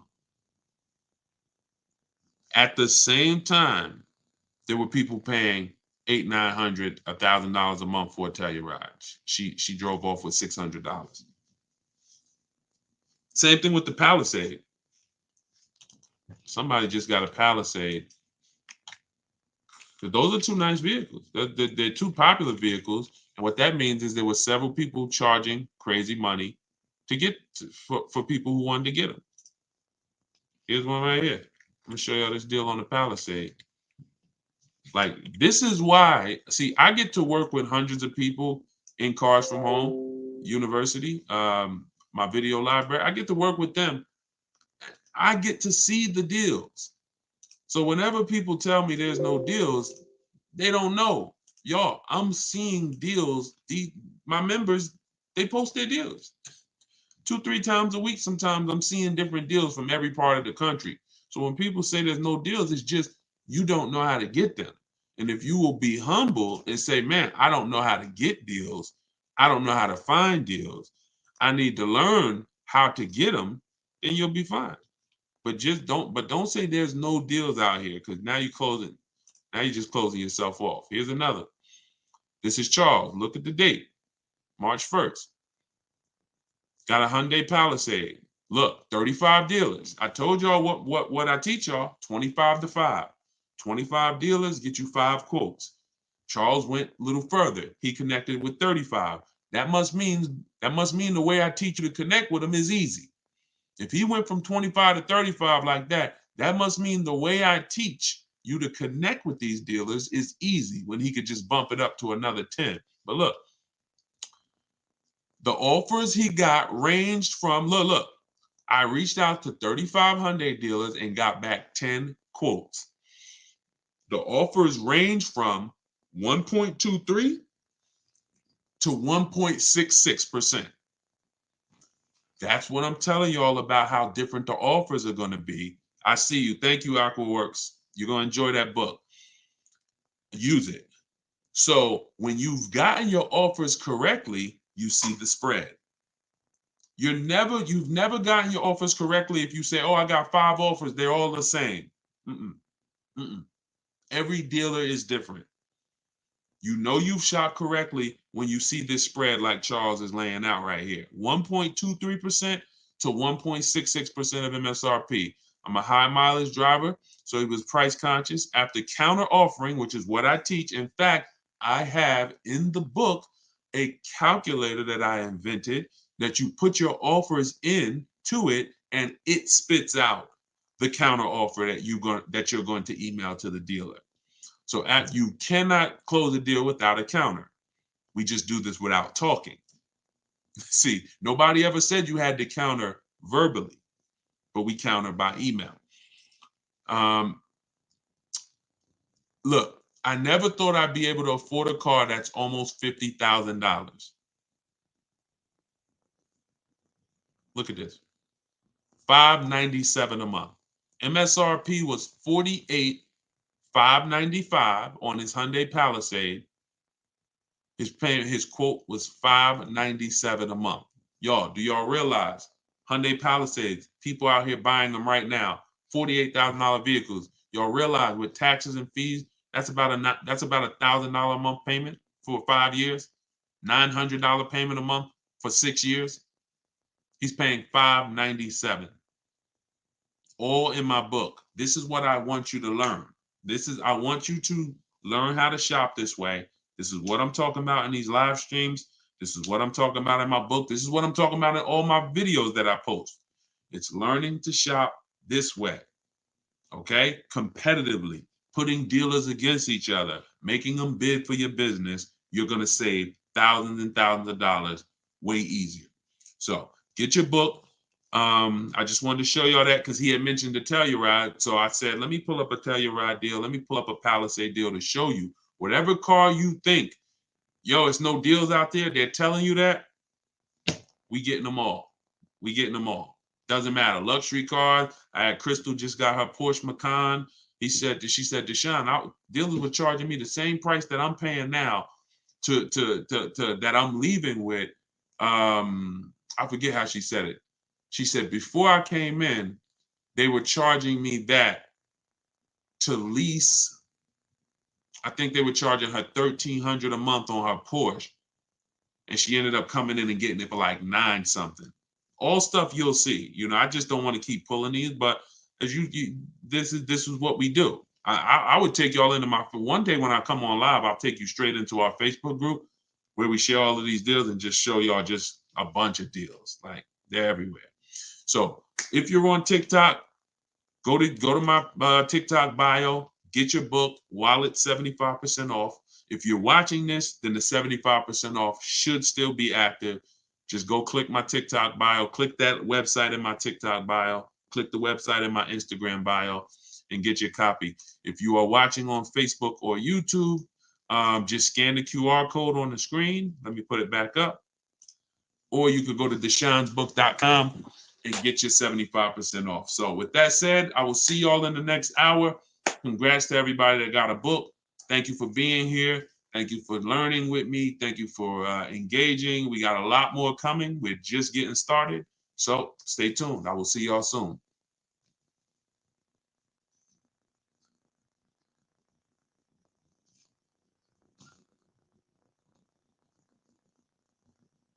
Somebody just said they're paying $730 for the same car. So that same Hyundai Palisade that this person's paying $597 for, they're paying $730. That sucks.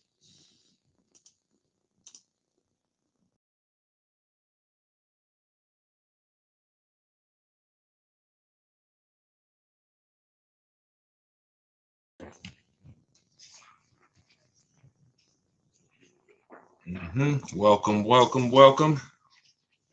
Welcome to Car Shopping Secrets. Come on in. We are on TikTok, Instagram, YouTube, and Facebook. We're going to be taking questions from every platform.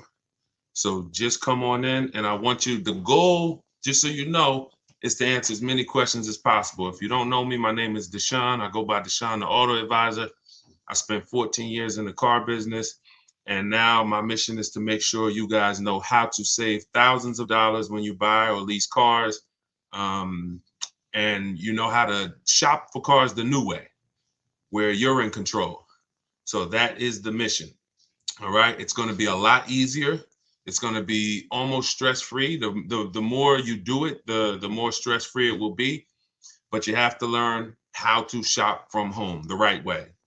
The right way. So come on in. Yep, I see you kindly. Just ask your question and let's get right to it. Let's get right to it. And before the entire broadcast, my new book, Car Shopping for People That Hate Car Shopping, will be available in my TikTok bio, in my Instagram bio for 75% off. It's normally $97. It's a digital book. It's everything I teach. It's called Car Shopping for People That Hate Car Shopping. It's rated 5 stars on goodreads.com, and you can get your copy right now. So let's go. Send in these questions. How do you get a car in your business name and credit? It's simple. If you're going to go, getting cars in your business name is the same as getting cars in your personal name until it's time to sign the paperwork. Whose name is it going in? Now, if you're going to use business financing, then that's its own strategy. So you can learn from somebody who's teaching business financing, lines of credit, things of that nature. But when it comes to buying cars and getting your best price, which I don't see business people doing, I'm gonna be 100%. There's not a lot of people that I see who are teaching you guys how to put cars in your business name, who are even remotely interested in getting the best deal on the car. They're so busy getting the car in their business name that they literally will overpay thousands of dollars just to get the car. Okay. Omar, question. In your book, it says that if you sell your lease to another dealer, you have to buy the car first. That means I have to write my current bank check. Nope. That's actually our plan A. That's not our plan A for selling our lease.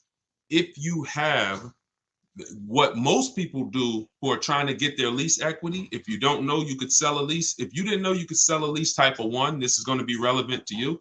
We've sold leases for the last couple of years. You've always been able to sell them, but the last couple of years, it's been, there's a lot of money made.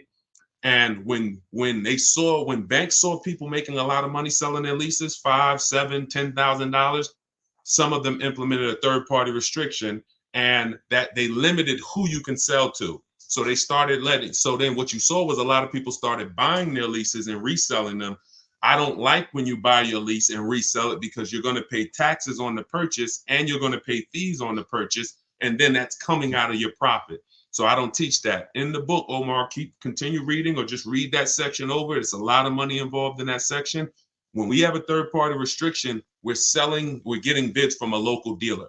We're talking to used car dealers. I have a script in there of what to say. We're selling our car to a local used car dealer. And if there's more money to be made buying and reselling, then you can do that. But oftentimes, because dealers most times don't need to pay the taxes, the dealer payoff is lower usually than the customer payoff, which means you can sell direct to a dealer and put more money in your pocket, but you must get bids. And that's what I teach. So just read that section carefully, Omar. All right, come on in. Could everybody hit the share button who is into sharing?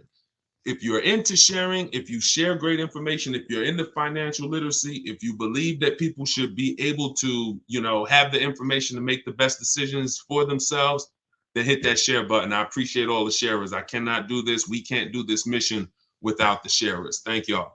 All right, let's go. Let's go. I see Instagram. Let's go. Want to trade my car, which I still owe money on, and I want to lease now. That's going to be very common. Many of you are going to find out as you find out you will, unfortunately, many of you were just programmed never to lease. You were programmed that leasing was bad. And when you find out the math and how much that's cost you, the first thing you're going to want to do is get out of your finance and go into a lease. So you need to call your bank. In my book, I call this the equity assessment. This is step 2. After you decide, now you've already done step 1, which is great. Step 1 is deciding, should I buy or lease? Asking yourself the most important question: how many years am I keeping this car? To decide, are we going to go for a long-term purchase, where we can avoid the depreciation in the long term, or we're going to go for a short-term lease to avoid the depreciation hit. Once you answer that question, that's step one. Now we move on to step two, which is our equity assessment. That's when we have to look at the current car we have, and we have to find out what our position is in it. Are we in a negative position? Are we in a positive equity position? So you're going to call your bank, find out what your payoff is, get your payoff. Don't look at your residual value on your contract. Don't look at, whatever your statement is. If you're going, you can do this with a finance, you can do this with a lease. The equity assessment process starts the same way. You call, you get a payoff, you find out what you owe, and then you're going to go to the online bidding, to the online car buyers, and you're going to get offers so that you can find out relative to what you owe, how much is the market value of your vehicle. And the market value is based on how much someone's willing to pay you for the car. It's not based on what a algorithm site says. It's based on, I got 6, 7, 8 cash offers, which is when you follow this process, that's what you're going to get. And you take the highest one, and then you look at what you owe. And if the highest offer is greater than your payoff, that's called equity. If the highest offer is lower than your payoff, that's negative equity. In which case you have to go with a different plan with negative equity. And some of you are going to have negative equity. You're still going to want to transfer that to a lease. But you need to know how much negative equity you have. So you must complete the equity assessment first, then we move on. Pete, how much normally is a good amount to put down? So when we look at putting money down, it's all payment management. If I'm financing a car and my goal is to pay off the car as quick as possible because I'm keeping it for, 8, 10, 12, 15 years, then I'm going to put as much money as I can down. But it goes back to what we talked about in the last segment. If y'all were here in the last segment, you remember we talked about what you're doing with your money. So let's say a person is using them, you got your money invested, you're getting returns on your money, 8, 10, 12%. Then if you have a low interest rate, you might want to ride that out. So there's 3 ways to go. You're either going to say, all right, I'm not really interested in getting, investing my money. I'm not getting a lot on my money. Most of my money is either in the bank or in savings, and that's what I do. In which case you might say, I want to pay off this car as quick as possible, and then I want to just have no car payment. So I'll put more money down in that scenario. In a second scenario, you're investing your money and you're going to say, okay, I'm going to leverage. I'm going to use the bank's money at a very low interest rate if it's available, 2, 3%, 0%, 0.99%. I'm going to use this money, let my money make more money for me, and then I'm going to put as little as possible down. And then the third case is when you say, okay, well, the third case is probably going to cash or a lease scenario, but that's how you would compare it. It depends on your personal choices, what you're doing with your money, and if you're not into investing and making a lot of money on your money, then you probably want to get that car paid off as quick as possible. In which case, put as much as you could afford to put down, so that the loan's out of the way as soon as possible. But it's all personal. All right. I see from IG. Is it a way to get a lease without a down payment? Look, are you kidding me? And that's not an insult to your question. That's just, this is all we do. I know you might have looked at these questions and you said, you might have looked at these lease deals online and you see all of these deals that say, hey, put $3,000 down or the $32.99 do it lease signing. Listen, the lease is custom. You choose the mileage. You choose the structure. So the way we shop, this is all in my book and this is all in my free videos. So as you go through all my free videos, y'all gonna hear all of these things match. Whether you on these lives with me, whether you watching my videos, could we keep hitting the likes on TikTok? Let's shoot the likes up even more. Appreciate y'all. Whether you're looking at the free videos, whether you're on a live or whether you're in the book, you're gonna see they're all the same. So when the way we shop for a lease is we are picking our car and we're going to get our offers with only first month payment out of pocket, 12,000 miles per year. If anyone tells you they can't do that, they're lying to you. Straight up, they are lying to you. And that's why we never put our faith in one dealer. In my book, I have something called the 25-to-5 strategy, where we're connecting with 25 local dealers online in 20 minutes. I know it sounds crazy, but when you got a computer and you know where to go and what to say, and you're using copy and paste messages, you're just letting them know. I'm gonna let 25 dealers know in 20 minutes what I'm looking for, because out of that 25 dealers, maybe 10, 12 are gonna have a car that I'm interested in, depending on the car, maybe 10, 12. And then out of that, I'm looking to get 5 to 7 offers. So it's 25 to 5, 25 connections, 5 offers. And until you start doing this, until you start looking at 5 offers, y'all, you're not going to see how overpriced some dealers are. When you start looking at 5 offers, you're going to see how overpriced some dealers are. And because about 80% from what we see, and I've worked with hundreds and hundreds of people around the country, over 1,600 people now in my private group, there is 80% of dealers are going to take a shot at you to the tune of thousands and thousands, but 20% of dealers are going to be the best. They're going to be honest. They're going to make shopping from home easy. They're going to try to beat their competition, and that's the people that we end up purchasing from or leasing from. Is it better to lease or buy when using for a business? It depends on the type of business. The only business that I say it's not better to lease. See, leasing is for people who are not keeping their cars 8 years. Very simple. It's called the 8-year rule. And when you see that what it's about is avoiding the depreciation hit. When you're buying a car, your biggest expense by far is depreciation. If you buy a car today for $30,000, brand new car, what's that car worth in 5 years, y'all? Throw some numbers out there. If you buy a car today, $30,000, brand new car, what's that car going to be worth in 5 years? Throw some numbers out there. Thanks, Ed. I see you, man. Appreciate you. Look, let me see. Let's see what people come in at. Hold on. Hold the question, Dolan. Now, I got my man Dolan working in the background so we can see everybody's question. But hold on. Let's go deep on this. It's not going to be worth 17. If you could buy a car for 30,000 and then it's worth 17 in 5 years, that's not going to happen. So let's just and 22. See. All right. This is a deeper problem. Let me hit on this, y'all. Let me hit on this. This is a big problem. All right. Some of you let the last 3 years fool you. And this happened to car dealers too. There are still car dealers out there that think this is pandemic and they're trying their best to hold on to what was. I used to, during the pandemic, some car salesman said, man, somebody will walk in, I tell them they got to pay $8,000 over sticker, and I got it. I could get them to pay that. They're still trying to hold on to that. They don't realize that over a year ago, their competition started adjusting and started really doing, well, their competition was doing deals from the get-go. So that's them. But let me talk to you. If you bought a car in 2018, 17, 16, 19, 20, early 2020, you could have sold that car and actually either made money. In fact, most people made money. That's gone.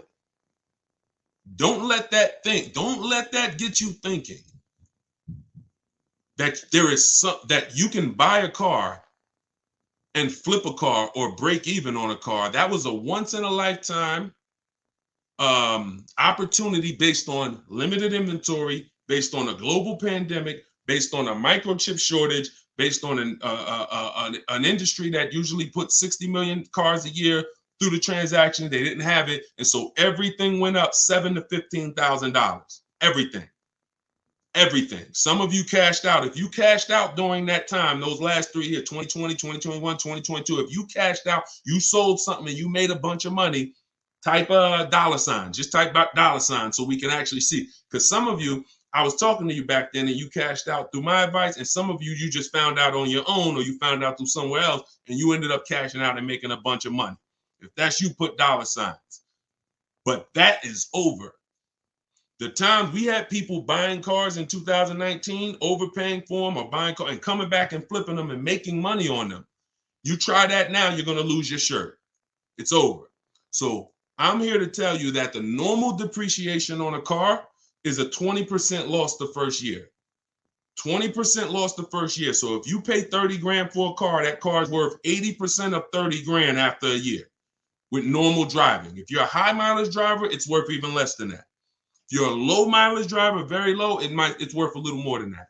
But that's standard, 20% going. Second year, you're going to lose probably another 15%. Third year, you're probably going to lose about 12.5%. Probably lose another 12.5% the next year. Then you'll lose 10%. And that's the depreciation curve. That's where we are. So when I asked y'all 3-4 minutes ago, if we bought a $30,000 car, what it would be worth today? The answer is what it would be worth after 5 years. The answer is probably going to be about 12 grand. The answer is probably going to be about 12 grand. And we've gotten so far, I had to go deep on that subject, so I kind of forgot what the original question was and how we got on it. But the name of the game is avoiding depreciation. That was how we got on it. So if you don't know, that's your biggest expense. Your biggest expense is not maintenance. It's depreciation. You're losing thousands and thousands of dollars in depreciation. So when you're deciding, should I lease or purchase? When I tell you the answer is 8 years, if you're not keeping your next car 8 years, you should be leasing it, because if you get a great lease deal, you can't get a regular lease deal. You must get a great lease deal that comes through multiple offers. Then you're going to avoid those big depreciation losses that these owners are taking. Now, at the same time, if you're buying your car to keep 8 years, you should be purchasing it, because once that depreciation levels out, remember what I said, you lose this percent the first year, this percent the second year, but every year later, it starts to get smaller and smaller. Eventually, you're only losing like 5% on the car, and that's the time where you want to keep it. That's when you won. That's the reward. That's where you're like, okay, now I'm winning based on my purchase. Okay. So whenever you're looking at leasing versus purchase, it's a long term. You got to look down the road, and you must ask yourself, how long am I going to keep this car? All right. All right. Let's go. Dolan, next question. Dolan pulling questions in from every platform. Should lease rates increase depending on yearly mileage allotment? So we always shop with 12,000 miles per year. Find your best deal. Shop multiple offers. The way I just laid out in the beginning of the show, I gave you the structure on how we shop offers. If you missed it, watch the replay. Once you get multiple offers, you get 5 to 7 offers, pick your best one, and then you adjust the mileage. Because you want to adjust your mileage once you know you're dealing with an honest dealer. Once you know a dealer has won the bid, they're not going to try to put extra, like if the mileage to go from 12,000 to 15 is $25 a month more, an honest dealer will mark it up $25. You don't have an honest dealer, they'll mark it up $35. They'll mark it up $32. Everything will have a little cushion in there and you don't want that, because cushion is built-in profit that, they're not going to disclose. So once you do that, yeah, you pay for additional mileage, but you don't adjust your mileage until you actually find your deal. And yeah, you pay for mileage because you pay for usage. But then again, when you have a great lease, like I'm gonna show y'all a couple great leases throughout the show, people who are getting, ridiculous deals right now, and y'all see, to add a little more mileage to these leases the payment is still pennies. It's ridiculous. Go ahead, Dolan. But you got to shop first and then you adjust. All right, YouTube, looking to buy 4Runner, but they have a $1,500 BS protection package. Okay, they is one dealer. It's not Toyota. Toyota's 4Runner. This gentleman shopping for a Toyota 4Runner, y'all. The dealer that you went to has a $1,500 BS fee. That's why we don't shop and put our faith in one dealer. You know how many 4Runners there are the way you saw them? I don't care what car you're looking at. You could be looking at the most rare G-Wagon. There's at least a couple more in the country. So when it comes to something like a 4Runner, there's thousands of them. No matter what color, you might say, yeah, but I like this color. There's thousands of them, thousands. That's a mass-produced vehicle. So you have to have that in your mind. If you start looking at it like, oh, it's only one of these, oh, they got you, because they're going to make you think that's the only one, and you're not going to see that there's other ones that not only may they not have the BS fees, they actually may be lower priced. And that's what you need to be seeing. We go about 100 miles out when we start our used car sales. In my book, in day 5, I have something called the multiple marketplace strategy. I laid out the 25-to-5 strategy. That's how you shop for new cars and leases. That's a different strategy. When we're shopping for pre-owned cars, we're using the multiple marketplace strategy. Can y'all keep tapping the screen? Everybody on TikTok, we got a couple hundred people. This is crazy. Could y'all just keep tapping the screen, shoot the likes up? Let's keep grabbing attention over here on TikTok. Appreciate all of y'all.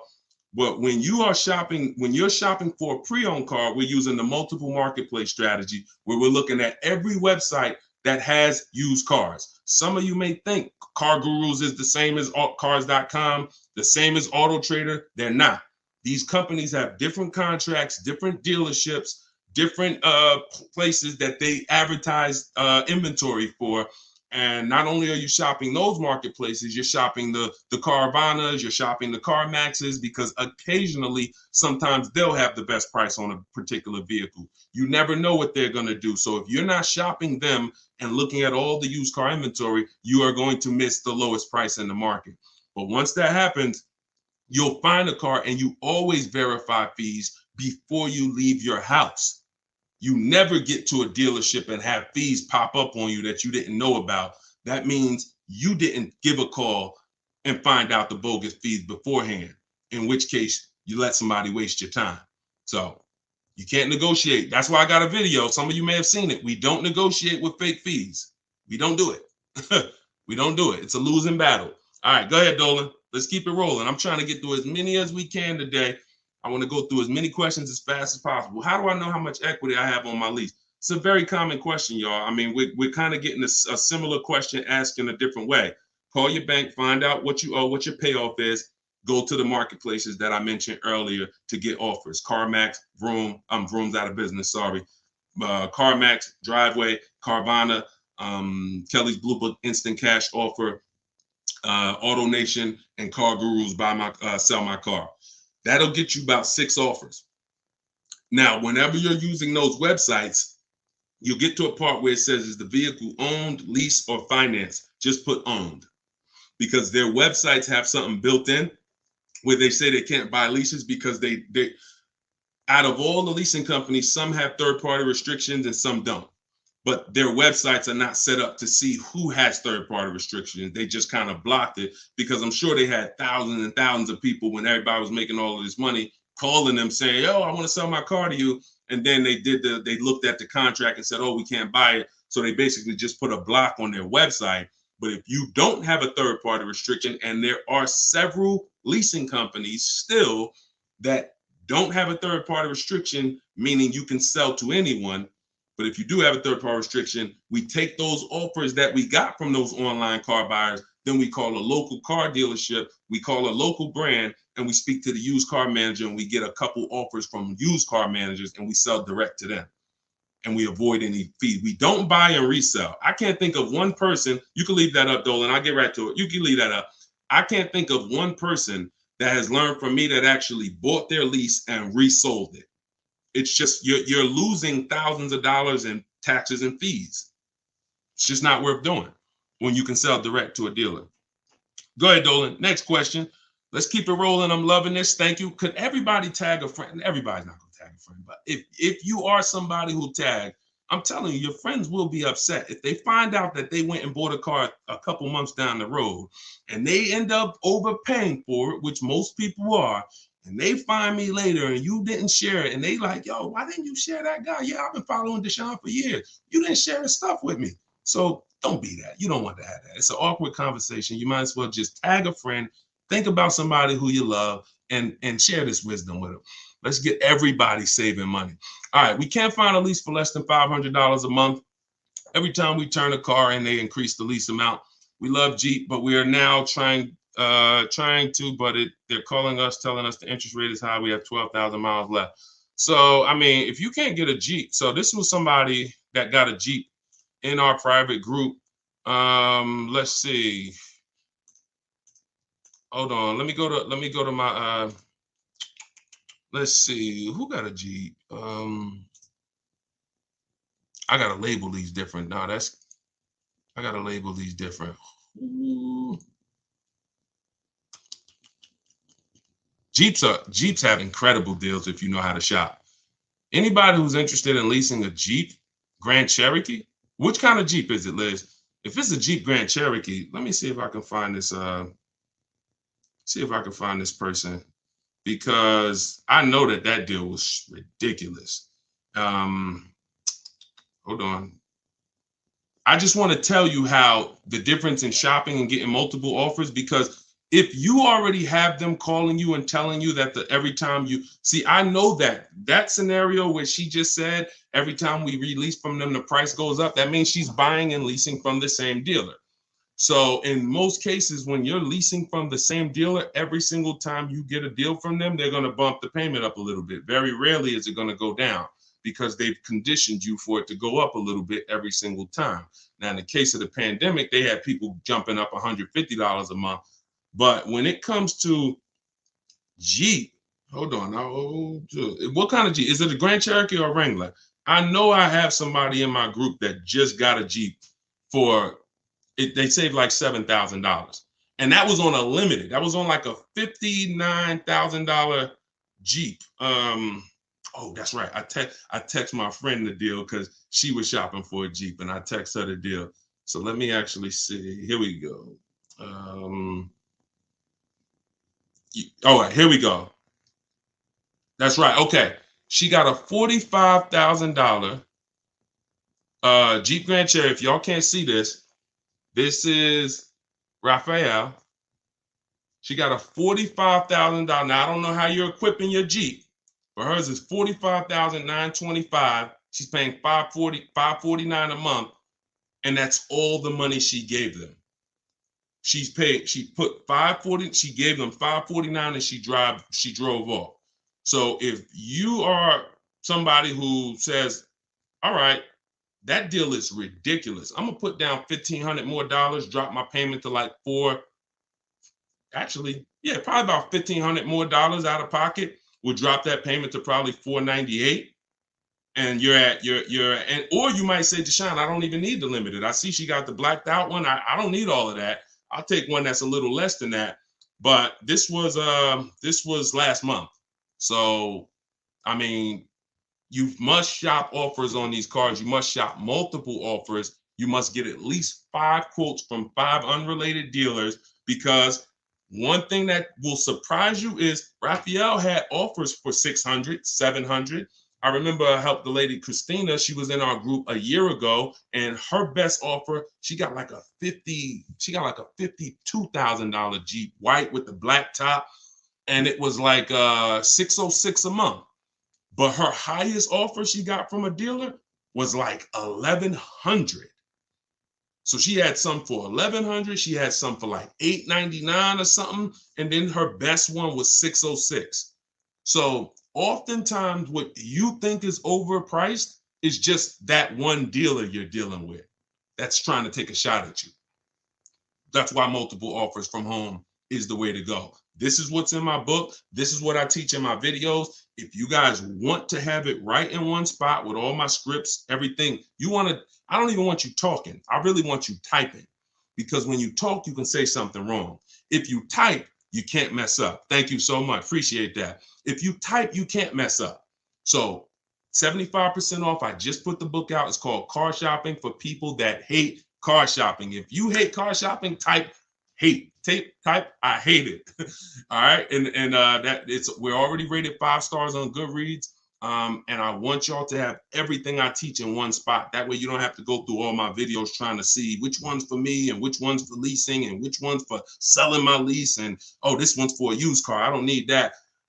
You can do that. You can certainly do that. The information's there. But if you want it all in one spot, get your book for 75% off in my TikTok bio, or go to my Instagram bio, click that link, and then click the button that says 75% off, or go to deshonsbook.com. All right, go ahead. Go ahead. Yep, you good, Dolan. I want to buy a certified pre-owned car. I want a safe, reliable car. What do you recommend? I'm thinking Subaru. Okay, so when we're trying to find what car we want, get an idea of it, and then we do a research. We do our check. We check to see reliability. There's 3 terms that you got to be familiar with. 2 are going to apply to you if you're a short-term person, which means you're leasing, you're not keeping your cars 8 years, and 2 are going to be important to you if you're a purchaser, if you're buying a car to keep 8, 9, 10 years. If you're leasing, the 2 important terms are initial quality. Initial quality is, what does the data say about this car its first 90 days? The first 90 days the car was in production. Now, the way we do an initial quality check, this we do right before we go and get offers on a car, because we never get offers on a car until we find out if it's a good car.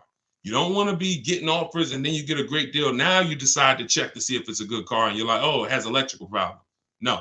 So this is one of the last steps we do. We do this in step 4 of my process. It's a 7-step process. Step 4 is shopping, not buying. That's our research. That's our test drives. That's our making sure the car is good. So you type in the name of the car, the year, always put the year, 2024 Subaru Impreza, initial quality. Type that into Google and you look at the first page. If there's any red flags, you'll see it. Skim those first couple articles. It shouldn't take you more than 3 minutes. You'll see, oh, click on this. Reliability score is a 70 out of 100. I might pass on that. Initial quality, rather, is a 7 out of 100. We don't want to see anything that gives us concern. Now, once it passes initial quality, now you type in 2024 Subaru Impreza reliability. So initial quality is your first 3 months of the vehicle's lifespan from the time it's new. Reliability is the first 3 years.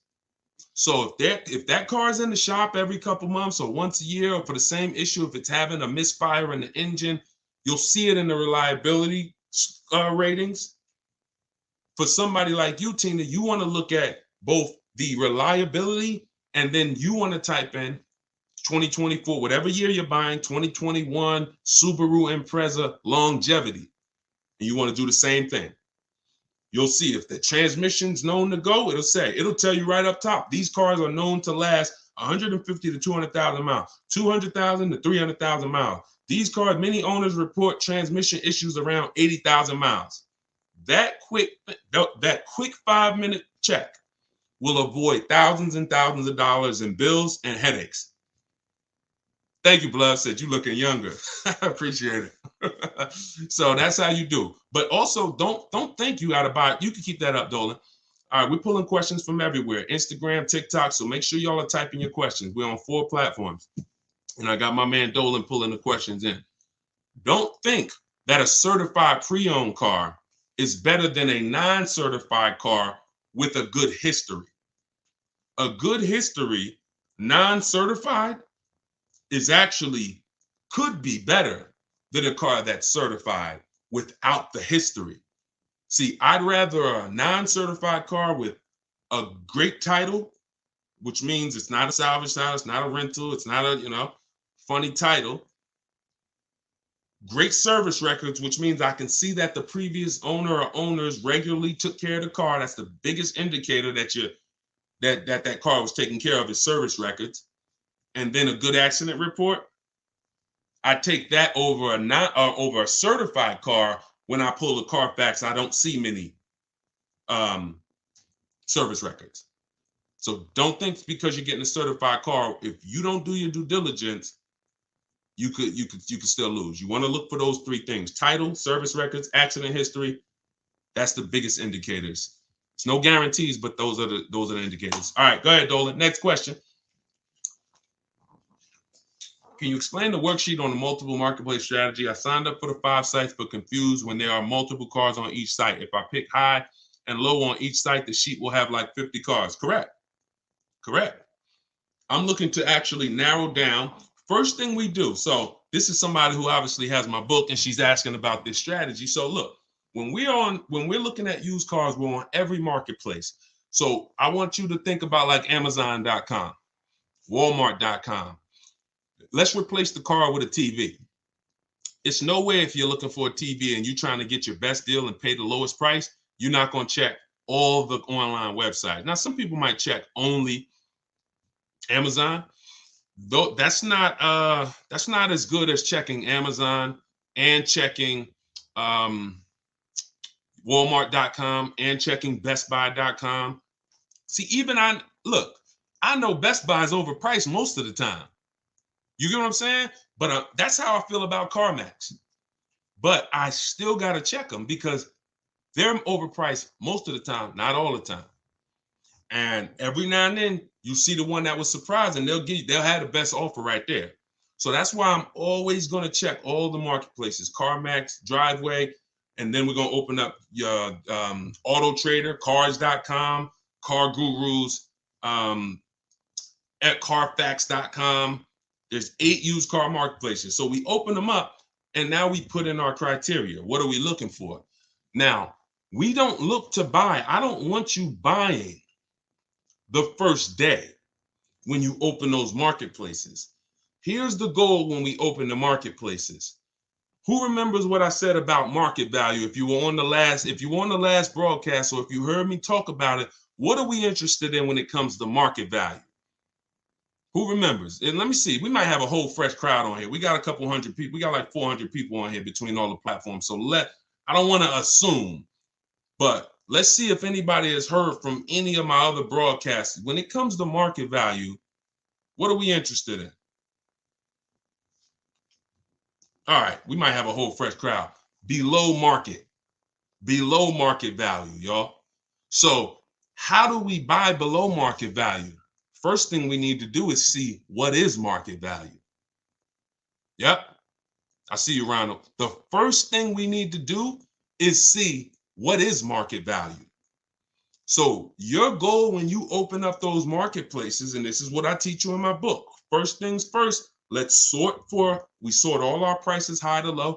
We create accounts because we want to be alerted of any new inventory. Because once I know what the market value is, I know where the low side of the market is. So you might look and say, we sort all the prices, low to high, low to high, low to high. Now I can see all the low prices are around 22, 23, 20, 22, 23, 24, but then it goes up to 25, 26, 27. That's market value, that middle. And then you got the overmarket, it's always going to be cars that are priced higher, above market value. Now, when we look at the low side, here's what we're able to say. Here's what you have to know. Be prepared for it. The low side of the market is where all the crap is. So you're going to see bad titles. You're going to see accidents. You're going to see frame damage. That's fine because you're looking through all of that. And then you're going to find that diamond and you know what the low side of the market is. Here's what's also very important. You might see a car. You might say, I want a black car or a white or silver. You see a car that has all the boxes I talked about, which we checked. Title great, service records great, accidents great. It's the wrong color though. Dang, I don't want blue. That's an indicator. I don't care if it's blue. I'm not going to buy it because it's not my color, but it's showing me where the low side of the market is. That's a deal. If somebody wanted a navy blue car, that's a daggone below market deal. So we have to find out what the market is. Then we find out where the low side of the market is. And then we have on alert so that every car that pops up, it comes to our email immediately. As soon as they list it, boom, we get the email and we know the low side of the market. So when we look at that car, and we're like, oh, wait, this is $22,000 and it's my color. All right, you open it. Ah, shoot, 2 accidents. No problem. Now you get another one a couple days later. Oh, shoot, all right, black. Oh, $22,500, good price. You open that thing. Wait, service records look great. Oh, accidents look great. Now we go to verify if there are any bogus fees. We do one more step. We pull the window sticker because I want to know what's in that car. I want to know what the original equipment what is the actual original price. Once I find that out, I got to get there and get that car. So that's how you do it. You have to, it's a narrowing down. You're looking at all this inventory. I'm going to narrow it down to the best. And then I'm going to snag my deal. And you're at home. You're not in these dealers where you're at home. Okay. And that's all in the book. All right, let's go. Oh, how do I get your book? It's in my TikTok bio. Welcome to all the new people that jumped on the broadcast. It's in my TikTok bio. It's in my Instagram bio. Click the picture of me, and then you'll see a website there. And then there, click the button. You won't leave the broadcast. So some people are like, Deshone, I don't want to get the book yet. I don't want to miss the broadcast. Well, the book is only on sale, 75% off for 30 minutes. So click the link. You won't leave. You'll still be able to hear everything we're talking about. You can come back and keep asking questions, but don't miss the 75% off. Click that website. Or if you're on Facebook or Instagram, you can go to deshonesbook.com, or you can scan the QR code if you're watching on TV. Go ahead, Dolan. Oh, matter of fact, let me go to TikTok because Dolan, you're not on TikTok. Can you come with me to buy a car? Not necessary, Danielle. Thank you. I appreciate it though. Listen, that's the old way. So you think that, you think that we're somehow going back and forth with dealers and hey, I kind of need somebody. That's like when I was selling cars and people thought bringing their uncle in was going to help them. No, we don't shop like that. So you don't need any. The reason why, listen, I'm gonna share the reason why you see people like this who, well, I just showed you Raphael. How she get that deal? She's from home. See, you put yourself in a vulnerable position where you go in. Some of you, I mean, be honest. If you ever felt like, you were being taken advantage of, or you were getting talked down to at a dealership, type of one. If you feel like, I'm outmatched, or if you're not a good negotiator, how about that? Who on here is not a good negotiator? Type of one in the chat.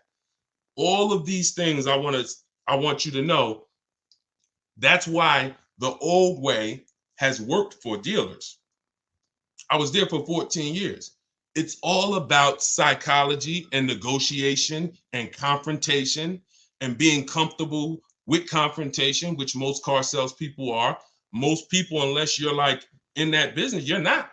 So you want to get it over with as quick as possible. Someone who's fighting for their money doesn't mind being uncomfortable with you for an hour or 2 hours or a couple days or weeks. So you have to now take away that power, put yourself in a different position where you're in control, and that's in your house.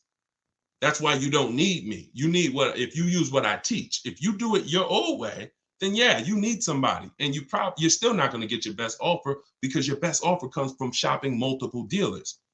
But once you start shopping multiple dealers, you'll see they'll be jumping through hoops, and you'll feel like, dang, I got the power now. That's the name of the game. Go ahead. I'm going to do another one from TikTok, because I know Dolan, you're not pulling. We'll get back to IG. We got all questions coming from everywhere. I just don't want to leave TikTok out. Would you recommend buying a car outright, cash, no note? Yeah, we talked about that in the last hour. If you're not invested, if you're not investing your money, and the bank's money, if the bank, look, it depends on if you're investing your money. If you're and you're making money on your money, those people don't usually put their cash in cars. They want to keep their money making money. But if you're not really investing, then you probably want to just pay cash, get the transaction out the way. And if you're investing your money and you can use the bank's money at a low interest, you have to always check if the car you're shopping for has a low interest rate on it, y'all. Some of these cars have 0%, 0.99%. This is like a finance rebate. It's like the bank saying, here, use our money for free, and we will let, like, you cannot compete. It's no point in going to your credit union. No one can beat it. 0.99%, 1.99. When you can use the bank's money that cheap, you can keep your money making money, and you can keep your money in your bank account. A lot of times in this economy, people want to have their money available. So it's all personal though. If you notice, unless we're talking about leasing or buying, I'm not really going to say something you did was wrong, because it's a case-by-case basis. I'm more about, let me show you the options based on different people, and you pick who you are and you do that. The only thing that I'll tell somebody in a lot of cases they're wrong, almost all, is the leasing versus buying scenario all day.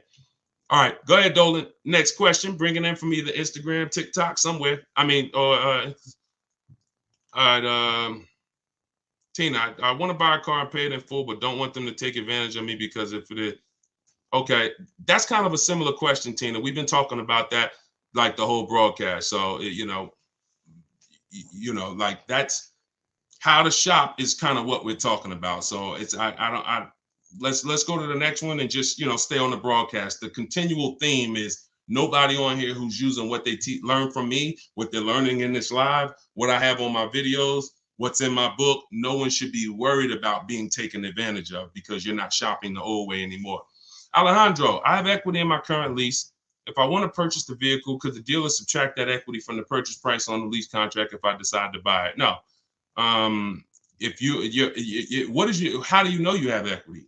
Your equity is based on someone offering to buy the vehicle from you. So if you listen, equity is based on offers, nothing else. Kelly's Blue Book telling you your car is worth 20 grand is not an offer.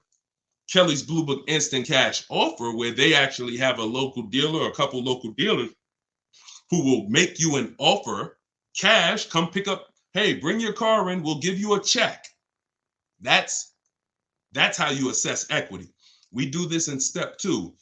Once we decide whether we're leasing versus buying, which is the foundation of our car deal, you can't get a great deal if you purchased, but you should have leased. Can't get a great deal. It's over. You're on the wrong foundation. You can't get a great deal if you leased and you should have purchased, because the long-term wins you would have gotten, you now lose. Once you move past that, your next step is equity assessment. Look at my current car. If I had, now some of you, Deshone, I don't have a current car, then you skip it. But if you have a current car, a lease, or a car you own, or a car you're paying for, you're financing, equity assessment, which means I'm going to call my bank and I'm going to find out what my payoff is. Then I'm going to go to the actual online buyers and get offers. And then I'm going to see, are my offers, is my highest offer higher than my payoff? That's equity.